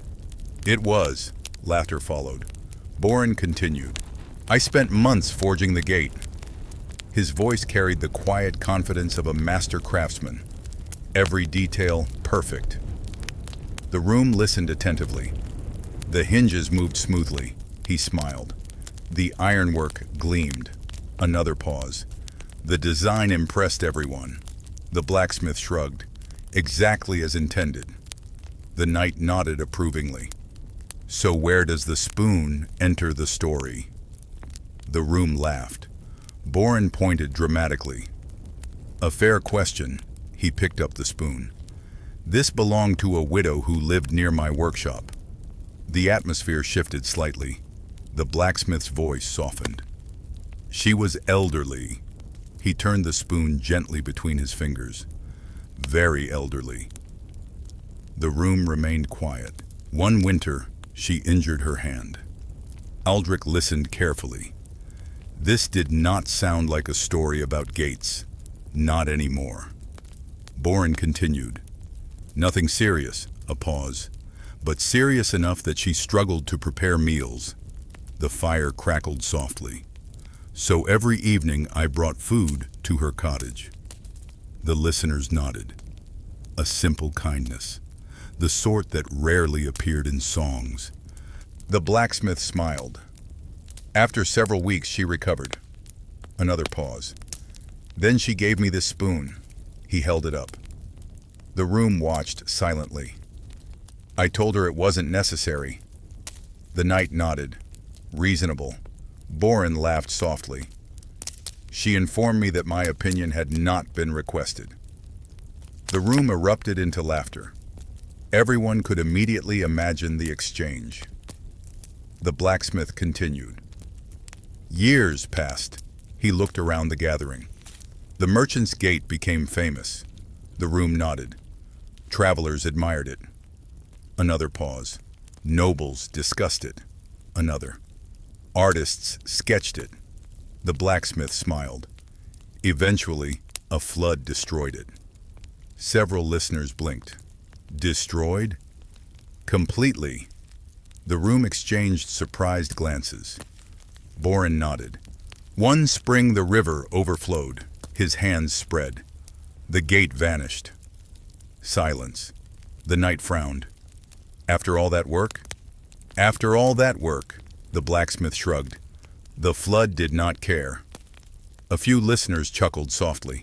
History seemed full of such moments. Grand ambitions meeting in different weather. Boren placed the spoon back on the table. The widow's spoon survived. The room grew thoughtful. Aldrich understood immediately, or thought he did. But Boren wasn't finished. The blacksmith looked into the fire. At first I felt frustrated. His voice remained calm. I had spent months creating something magnificent. The room listened quietly. Yet the object people remembered most was a spoon. The sailor grinned. I see the problem. The blacksmith nodded. It took me years to understand. He picked up the spoon again. This was never payment. The room remained silent. It was gratitude. A pause. and gratitude weighs more than iron. No one spoke. The fire burned steadily. Rain tapped gently against the windows. Boren carefully rewrapped the spoon. Then he selected another object, a small wooden whistle. The room immediately laughed. No. Another one? What happened this time? The blacksmith grinned. That story involves sheep. Garrick covered his face. Of course it does. The room dissolved into laughter. Even Boren chuckled. Then he shook his head. Not tonight. Several voices protested. The blacksmith remained firm. No. The knight pointed accusingly. That's cruel. Perhaps. The room laughed again. Yet Aldrich noticed something. Nobody seemed disappointed. Not really. Because the point wasn't the whistle, or the spoon, or even the lost gate. It was the lesson hidden beneath them. The room settled once more. Conversation resumed. Smaller stories emerged. Brief memories, funny incidents, roadside mishaps. The kind of tales too short for legends, yet too good to forget. And throughout it all, Aldrich found himself thinking about the spoon. A humble object, surviving where famous work had vanished. A reminder that meaning and importance were not always the same thing. Sometimes the smallest things carried the greatest weight. And as the night drifted onward, the gathering seemed to understand that better than most people ever would. The hours slipped by almost unnoticed.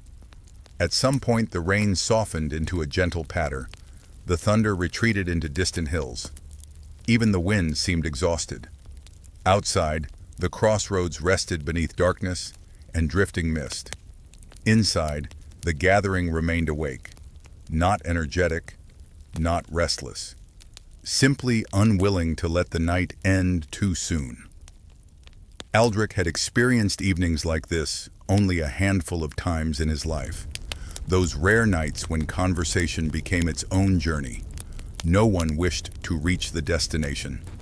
They simply enjoyed traveling together. The fire had burned lower now.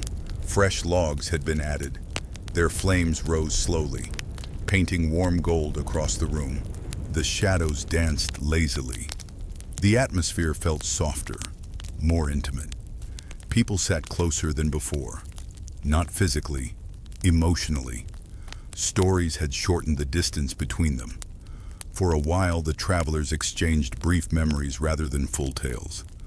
The knight described getting lost on a road he himself had recommended to others. Garrick confessed he once spent an entire afternoon arguing with a harbor official over the definition of reasonably seaworthy. Rowan revealed that his falcon had stolen a bishop's glove. Twice. The bird showed no remorse. Elswith recalled a village where every household insisted on prescribing different remedies for the same cough. The results, according to her, had been creative. The room laughed often, comfortably, easily. Then something unexpected happened. Aldrich noticed it first. The stories were beginning to overlap, not repeat, connect. At first the links seemed small, almost accidental. Then they became impossible to ignore. The knight was describing a journey through western valleys. Halfway through, Elswith interrupted. Wait, the room turned. You visited a village near the river Hearth? The knight blinked. Yes, the herbalist smiled. I know that village. Aldrich raised an eyebrow. The knight did the same. You do? I spent a summer there. The room stirred with interest. When? Elswith named a year. The knight laughed. That's impossible. Why? Because I was there that same year. The room immediately brightened. Neither traveler had known this before. The knight thought for a moment, then snapped his fingers. There was an herbalist helping families during a fever outbreak. Elswith pointed toward herself. That would be me. The room erupted into delighted laughter. The coincidence felt too perfect, yet the surprises continued. Moments later, Garrick frowned thoughtfully. The valley had a carpenter. The knight nodded. Master Edric, the sailor laughed. I met him years later. Now everyone stared. Garrick spread his hands. He repaired part of my ship. The room dissolved again. Aldrich found himself grinning. The world suddenly seemed much smaller. The travelers exchanged details, dates, places, names. Again and again, their paths crossed. Not directly, indirectly. A village visited by one became home to another months later. A bridge repaired by one traveler carried another years afterward. A story told in one town resurfaced hundreds of miles away. The connections multiplied. Rowan leaned forward. Hold on. His expression had changed. The falconer looked toward Malin. Did your storyteller live near a mountain lake? The archer blinked. Yes. The room became quiet. Rowan laughed softly. I met him. Several people spoke at once. You did? When? How? The falconer scratched his beard. Many years ago. He smiled faintly. I delivered a message to a nearby monastery. The room listened carefully. There was an old man living beside the lake. Malin stared. The storyteller. The storyteller. A pause. He helped me repair a damaged fishing net. The archer laughed in disbelief. The room joined her. Aldrich shook his head. The chances seemed absurd. And yet, here they were. One connection after another. The knight leaned back. Remarkable. Not finished, said Boren. Everyone turned toward the blacksmith. Boren looked thoughtful. That bridge you helped rebuild. The knight raised an eyebrow. The one in the valley? Yes, the blacksmith smiled. I crossed it. Silence, then astonishment. The knight stared. What? Years ago. The room leaned closer. Boren laughed softly. I remember because someone told me a knight helped build it. The knight sat speechless. A rare occurrence. The room enjoyed it immensely. The blacksmith pointed. You left out one detail. What detail? The villagers still talked about you. The room quieted. The knight blinked. They did? Of course.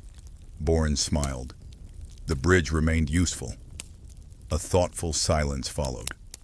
The old knight looked genuinely moved, not dramatically, not emotionally overwhelmed, simply surprised. As though a piece of his life had suddenly returned after many years away. Aldrich noticed the expression. It lingered, then slowly faded into a smile. The fire crackled softly. Outside, the rain continued falling. Inside, the connections continued growing. The travelers mapped them together, roads intersecting, stories overlapping, lives brushing against one another across decades. Eventually, Garrick leaned forward. You know what's strange? The room looked toward him. The sailor gestured broadly. We keep discovering these connections. Several nods followed. Yet none of us knew. Aldrich understood immediately. That was exactly the strange part. All these years, all these journeys, all these encounters. Yet the larger pattern remained invisible. Until now. Elswith smiled thoughtfully. Perhaps that's how most lives work. The room became quiet. The herbalist folded her hands. We see our own road. A pause. Rarely the entire map. No one disagreed. The knight stared into the flames. Malin nodded slowly. Boren looked thoughtful. Even Garrick fell silent. A difficult achievement. Then Rowan glanced around the room. Maybe that's why gatherings like this matter. The listeners turned toward him. The falconer shrugged. Stories connect places. Another pause. And people. The room remained still. Aldrich felt something shift, not physically, a realization. All evening he had assumed these were separate tales, separate journeys, separate lives. Yet perhaps they had never been separate at all. Perhaps every bridge, herb, storm, question, and kindness had quietly touched countless others. Most people simply never learned where the ripples ended. The fire burned steadily. The night deepened. And as the travelers shared one connection after another, Aldrich began to suspect that the gathering itself might be revealing something larger, something hidden beneath all the stories. Something older than coincidence, older than chance, a pattern waiting patiently to be noticed. Just as the buried ruins of Vare had waited beneath the hillside, just as the herb had waited beside the stream, just as the storyteller had waited beside the lake. The room gradually settled once more, yet the feeling remained. A quiet sense that the night was building towards something, and that before dawn arrived, the mystery of the gathering itself might finally reveal its shape. The pattern stayed with Aldrich. It sat quietly at the back of his mind while the others resumed their gentler conversations. A bridge here, a valley there, a storyteller beside a lake, a sailor repairing a ship because of a carpenter from a village once helped by a knight. None of it seemed impossible, not exactly. The world was large, yes, but roads narrowed it, rivers guided it, markets tangled it, messages stitched it together in ways most people never saw. Still, something about this night felt too carefully woven. Aldrich had spent years noticing details. That skill did not disappear simply because the fire was warm and the company pleasant. He looked toward the door, then the windows, then the beams overhead. Rainwater slid down the glass in thin silver lines. The crossroads beyond lay hidden in darkness. He remembered the signpost, the gathering road. Those words had been freshly scratched beneath an older name. He had assumed some traveler had carved them as a joke. Now he was less certain. The knight noticed him staring. "You have the look of a man listening to a question." Aldrich smiled faintly. "Is that a common look? Among messengers?" "Constantly." Garrick leaned in. "Messengers always look worried, like they're carrying either royal news or cheese that must not melt." "That second duty is more stressful," Aldrich said. The room laughed softly, but the knight's gaze remained thoughtful. "What troubles you?" Aldrich hesitated. He was still the newcomer here. These people had shared memories, lessons, and pieces of their lives. He had mostly listened. Yet perhaps listening had brought him to the question. "This place," he said at last. "Do gatherings like this happen often?" The room grew quiet, not abruptly, carefully. Several travelers exchanged glances. Rowan's falcon shifted on its perch. Boren folded his broad hands. Garrick looked toward the fire rather than answering. That told Aldrich plenty. The knight sighed. "Ah." "Ah?" Aldrich repeated. "That particular ah," Malin said, "usually means someone has stepped on an old mystery," Elswith smiled. Gently, at least. Aldrich looked around. "So there is a mystery." "There are always mysteries," Garrick said. "Most are just poorly labeled cupboards." Boren chuckled. The knight leaned back, eyes reflecting the flames. "No one truly knows why people come here." Aldrich waited. The room seemed willing, finally, to speak of it. The knight continued. "Not all travelers who arrive are remarkable. Not every storm brings a gathering. Years may pass with nothing unusual." "But sometimes?" Aldrich asked. "Sometimes," Rowan said. "The road seems to gather people who need to hear one another." The statement settled softly in the room. Aldrich looked toward the windows again. "That sounds like a tale." "It is a tale," Garrick said. "Is it true?" The sailor smiled. "Those are not always separate things." Aldrich accepted that answer more easily than he expected. Elswith folded her hands. There was an older name for this place. The signpost was worn, Aldrich said. I could not read it. The old name was 3 Ash Crossroads, Boren said. There used to be 3 ash trees outside. Aldrich frowned. He had seen ancient oaks. No ashes. They died long ago, the blacksmith said. Or were cut down. Stories disagree. Stories often do, Malin murmured. Boren nodded. But one story claims travelers used to leave tokens beneath the roots before difficult journeys. What kind of tokens? Aldrich asked. Buttons, coins, scraps of ribbon, bent nails, written prayers. Elswith added, even locks of hair once. Though honestly, people used to put hair in everything. Keepsakes, charms, mourning jewelry. Medieval folk were sentimental in a way that could become alarming very quickly. Garrick touched his beard protectively. No one is taking mine. Mercifully, Rowan said. The room laughed. The laughter eased the tension, but the mystery remained. The knight spoke again. People said the trees remembered travelers. Aldrich raised an eyebrow. Trees have excellent memories, Garrick said. Terrible handwriting. Even Malin smiled. The knight continued. Whether anyone believed it hardly matters. Travelers left tokens. Others found them. Some read the names. Some carried messages onward. Aldrich understood. A crossroads where people left pieces of themselves. A place built from departures and returns.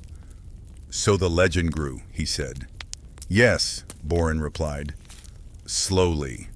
The blacksmith looked toward his box. One generation leaves tokens, another leaves stories, another invents reasons. And eventually, Malin said, people say legends gather here. Aldrich considered this.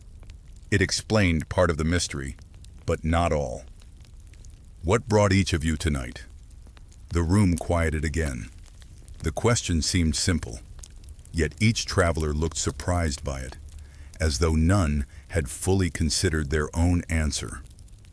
Garrick spoke first. Bad weather. The knight gave him a flat look. What? It's true. And before the weather? The sailor sighed. I had no reason to take this road. It added half a day. Rowan nodded slowly. I changed direction after seeing smoke beyond the hills. There was no smoke, Malin said. Rowan looked at her. The archer shrugged. I was on the ridge before sunset. No smoke. The falconer fell silent. Elswith frowned. I came because an old woman in the last village told me the lower road was flooded. Boren leaned forward. It wasn't, she blinked. You crossed it? This afternoon. The room stilled. One by one, the travelers examined their choices. Each had been nudged. A warning, a rumor, a mistaken sign, a weather change, a feeling. Nothing grand enough to prove anything, enough to unsettle everyone. Aldrich remembered the hoof prints leading down the road, the lantern light in the storm. The sense of entering a conversation already waiting. He felt a shiver that had nothing to do with cold. The knight smiled gently. Do not look frightened. I am not frightened. Good. You look like a man who has discovered his map is smirking. That is closer. The room chuckled. Elswith's voice softened. Perhaps the old trees remember less than people claim. She looked around at them. Or perhaps memory lives in roads, in habits, in stories passed from one traveler to another. Boren nodded. A legend does not need magic to guide people. No, said Malin, only belief. Outside, the rain slowed further. The room listened. Aldrich realized the mystery might never have a clean answer. Maybe no hidden power ruled the crossroads. Maybe every person here had arrived through chance. Yet chance itself sometimes behaved like a storyteller with excellent timing. And that, honestly, was suspicious enough. The fire glowed low. The travelers sat together, each quietly measuring the strange road that had brought them here. Aldrich looked once more toward the dark windows and felt with calm certainty that the night was not finished. Something still approached, not thunder, not wind, someone. The feeling arrived before the sound. Aldrich could not explain it. One moment the room rested in quiet conversation, softened by firelight and the last whispers of rain. The next, every traveler seemed to sense a change. Rowan's falcon lifted his head. Malin's hand drifted near her bow. The knight looked toward the door. Even Garrick stopped speaking halfway through a sentence, which was rare enough to deserve a note in a monastery record. Then came the knock.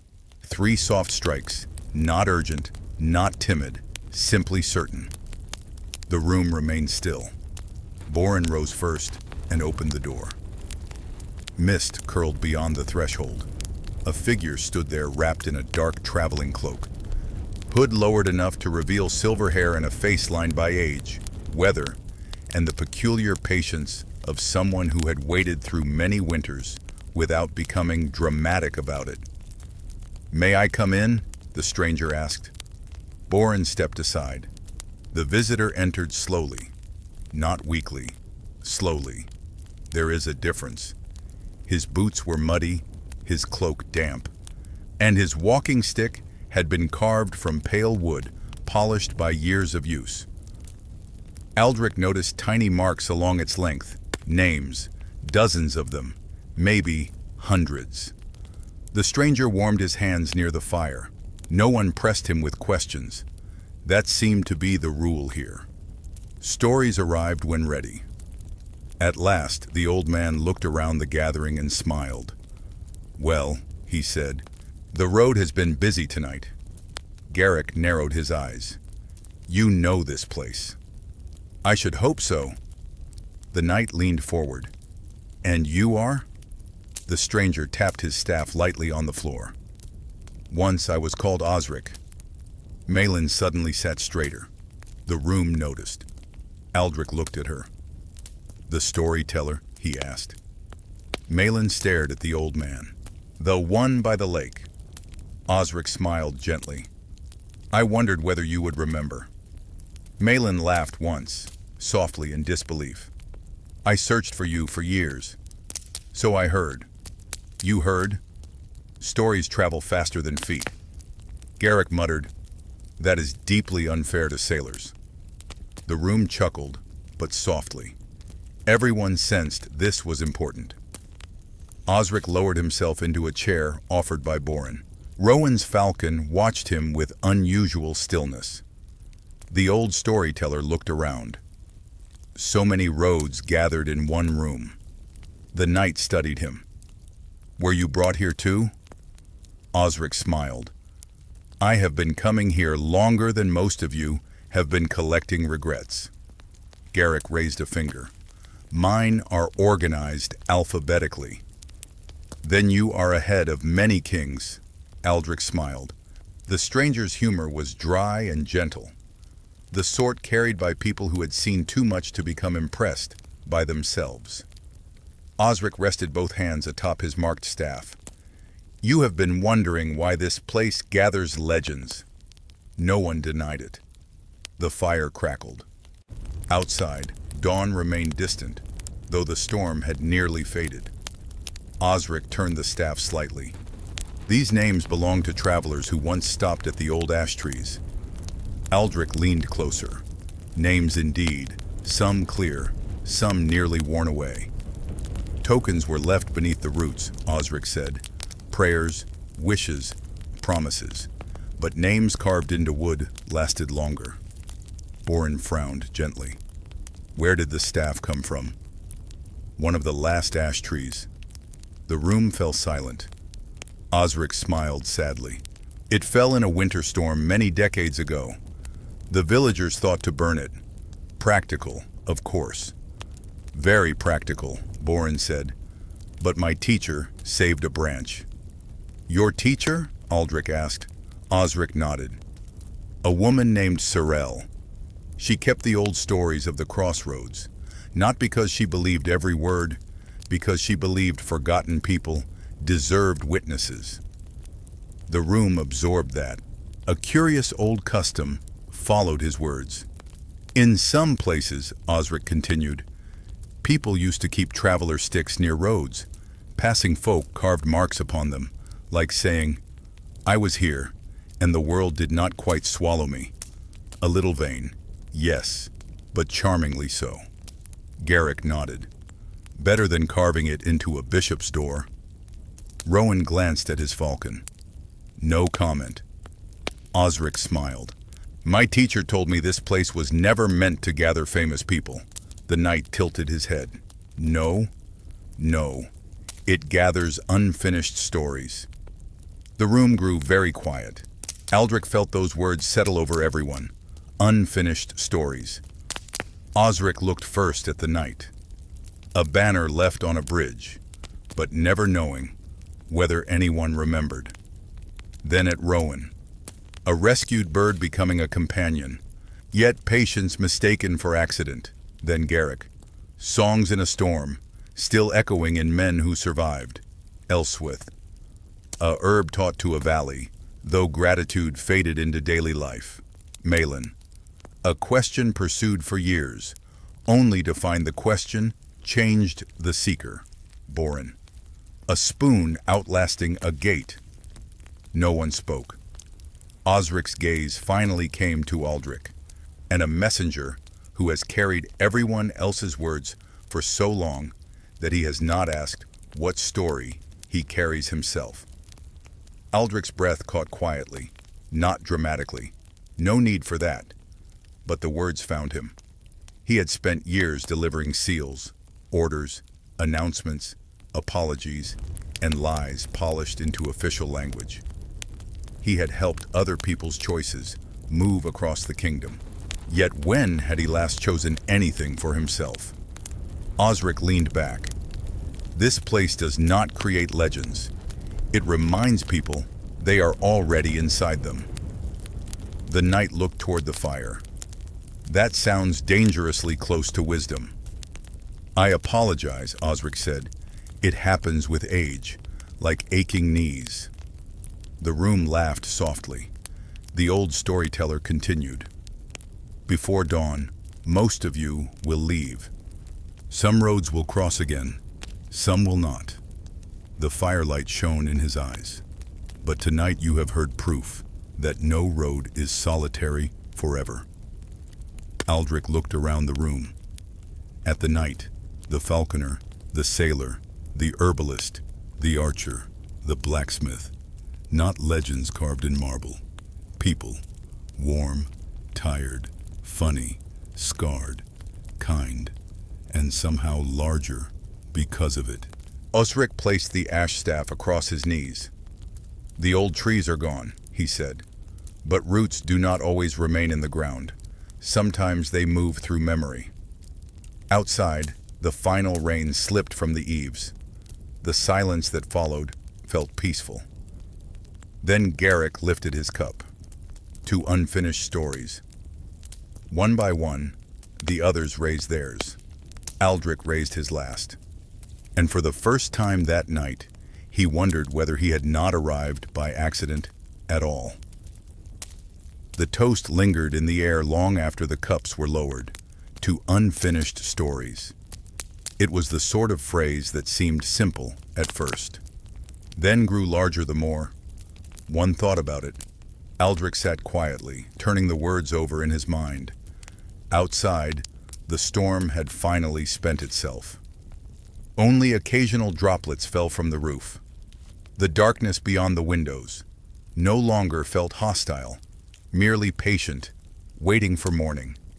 Inside, the fire burned steadily. The gathering had entered the final stretch of the night. Everyone seemed to know it. No one said so aloud. Yet there was a gentle awareness in the room, the understanding that dawn was approaching, and with it, departures. Osric rested his staff beside his chair. The names carved into the ash wood caught the firelight. Generations of travelers, hundreds of journeys, countless beginnings and endings. The old storyteller looked around the room. "Well," he said, "if we are discussing unfinished stories, perhaps we should leave one another with something useful." Garrick groaned. "Advice." "Advice," the sailor leaned back dramatically. "I knew this moment would arrive." The knight laughed. "You say that as though wisdom is contagious. I have worked very hard to avoid it." The room chuckled. Osric smiled. "Then you may begin." Immediate laughter followed. Garrick placed a hand over his heart. "A terrible betrayal." The storyteller waited patiently. The sailor sighed. Then, after a moment, his expression softened. "If I must." The room settled. Garrick stared into the flames. "For many years," he said, "I believed courage meant feeling no fear." Several listeners nodded. A familiar mistake. The sailor smiled faintly. "Then the sea corrected me." The room laughed quietly. "The sea corrects everyone eventually." That statement earned several murmurs of agreement. Garrick continued, "Fear is not weakness." The fire crackled softly. "It is information." A pause. "Useful information." The room remained silent. "Pay attention to it." Another pause. "Just don't let it steer the ship." The listeners nodded thoughtfully. Simple advice. Practical advice. The kind sailors respected. Osric inclined his head. "A good lesson," the knight pointed. "My turn then." The room looked toward him. The old traveler rested both hands atop his staff. "I spent half my life trying to be remembered." A few smiles appeared. The knight shook his head. "Eventually, I discovered something." The room listened. Being useful is usually better. Several listeners laughed softly. The knight shrugged. "It sounds obvious now." The room chuckled. Yet younger versions of ourselves often require years to learn obvious things. That earned enthusiastic agreement, especially from Garrick. The sailor appeared to have collected a large personal archive of obvious mistakes. The knight smiled. "If you must choose between looking impressive and helping someone," he paused. "Help someone." The room fell quiet. No one argued. Osric nodded. "Another good lesson." Elswith spoke next. The herbalist folded her hands. "My advice is simpler." The room listened. "Pay attention." Aldrich smiled. "That certainly sounded like an herbalist." Elswith continued. "The world is constantly showing people answers." She gestured gently. "Plants." A pause. "Roads." Another. "People." The room remained attentive. Most of us simply failed to notice. The listeners nodded. Aldrich remembered the herb growing beside streams, visible all along, waiting for someone to look carefully. "Pay attention," Elswith repeated. "Life hides fewer things than we imagine." A thoughtful silence followed. Then Malin spoke. The archer considered for a moment before beginning. "If a question stays with you..." The room leaned closer. "Follow it." Aldrich immediately thought of the storyteller by the lake. Years of searching, years of wondering. Malin smiled faintly. "Even if the answer proves disappointing," the room chuckled, "or non-existent." More laughter followed. The archer shrugged. "The road itself may be worth more than the destination." Osric nodded approvingly. "A lesson many people spend decades learning." The room fell quiet again. Then Boren cleared his throat. The blacksmith looked almost uncomfortable. Advice, apparently, suited him less than hammers. Finally, he spoke. "Make things." The listeners blinked. Boren shrugged. "Anything." The room waited. "A tool." A pause. "A meal." Another. "A friendship." The blacksmith smiled faintly. "Leave the world with something that wasn't there before." The fire crackled softly. The simplicity of the statement made it stronger. Everyone seemed to recognize that. Then Rowan looked toward his falcon. The bird stared back. A silent discussion appeared to occur. The falconer nodded once. Very well. The room laughed. Apparently permission had been granted. Rowan folded his hands. My advice is this, the listeners quieted. Patience accomplishes more than people realize. Aldrich smiled. That sounded exactly like Rowan. The falconer continued. Not every problem can be solved quickly. A pause. Not every answer arrives immediately. Another. Not every falcon can be untangled from a tree in one attempt. The room erupted with laughter. Even Rowan joined in. The bird made a sharp protesting noise. Your objection is noted. More laughter followed. When it faded, Osric finally looked toward Aldrich. The messenger blinked. Me? Of course. The room turned. Aldrich suddenly felt far less comfortable. I have no wisdom. The knight immediately pointed. That is exactly what wise people say. Unhelpful. Frequently. The room laughed. Aldrich considered. What lesson had he learned? What truth had years of roads revealed? The firelight danced across thoughtful faces. Companions now, not strangers. Companions. At last, he spoke. I suppose. The room waited. I suppose every person carries a story you cannot see. Silence followed. Aldrich looked around. At first glance, a traveler is just a traveler. He smiled faintly. A farmer is a farmer. Another pause. A sailor is a sailor. The room listened carefully. But every life contains roads you know nothing about. He thought of the bridge, the herb, the storm, the spoon, the lake, the gathering itself. Be curious about people. The fire crackled softly. You never know what they have survived. No one spoke for a moment. Then Osric smiled. A worthy lesson. The room nodded, one by one, slowly, thoughtfully. Outside, darkness had begun to lighten, only slightly. A hint, the first suggestion of approaching dawn. The travelers noticed. No one mentioned it immediately, yet everyone understood. The gathering was nearing its end.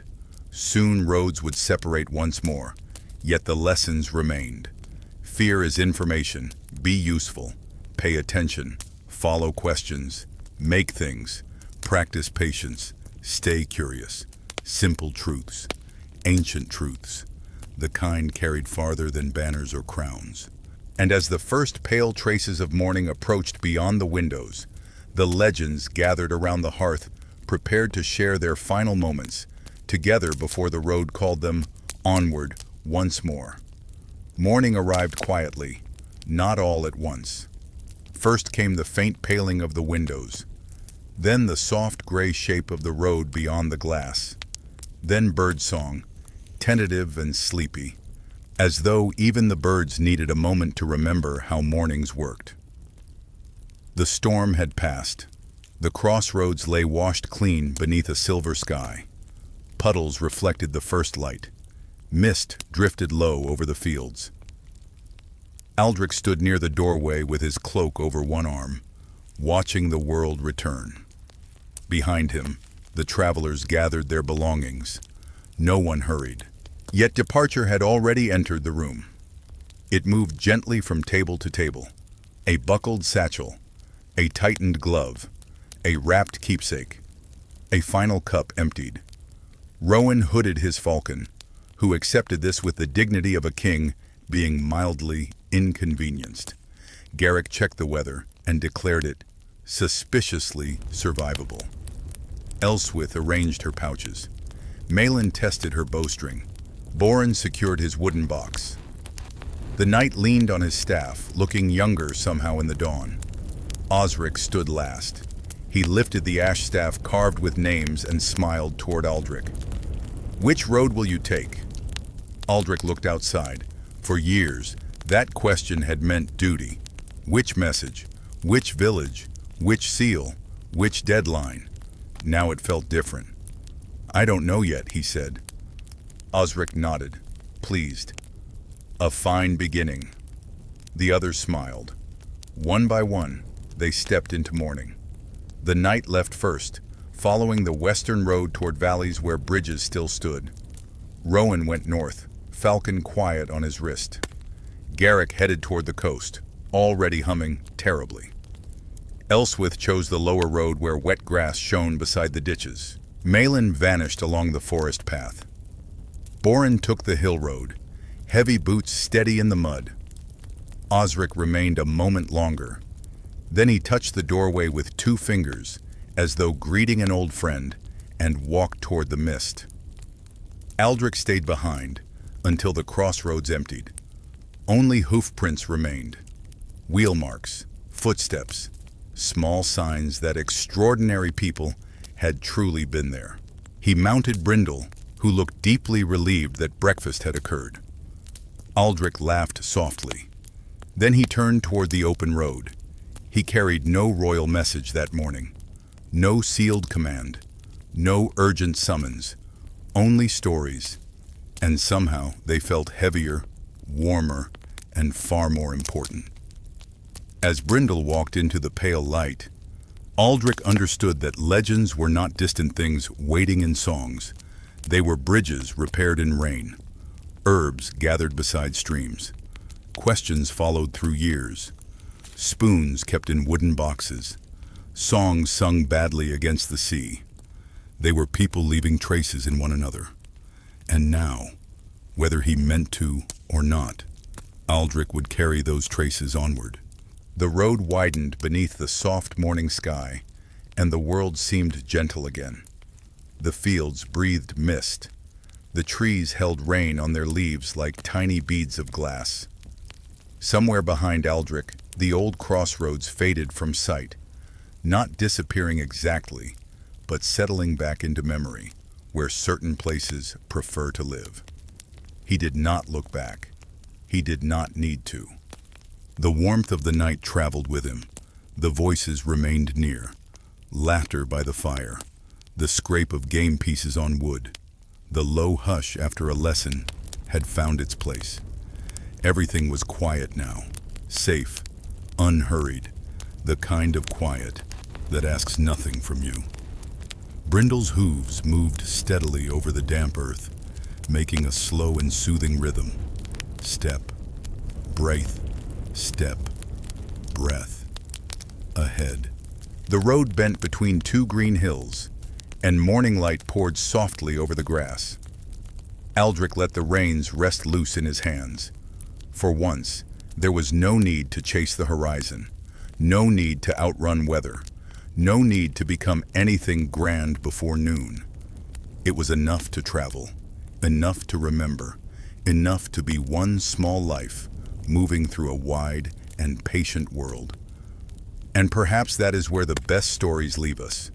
Not startled, not restless, but calm, wrapped in the feeling that every road, even the lonely ones, may one day lead toward warmth, kindness, and a room full of voices waiting to remind us we were never quite as alone as we imagined.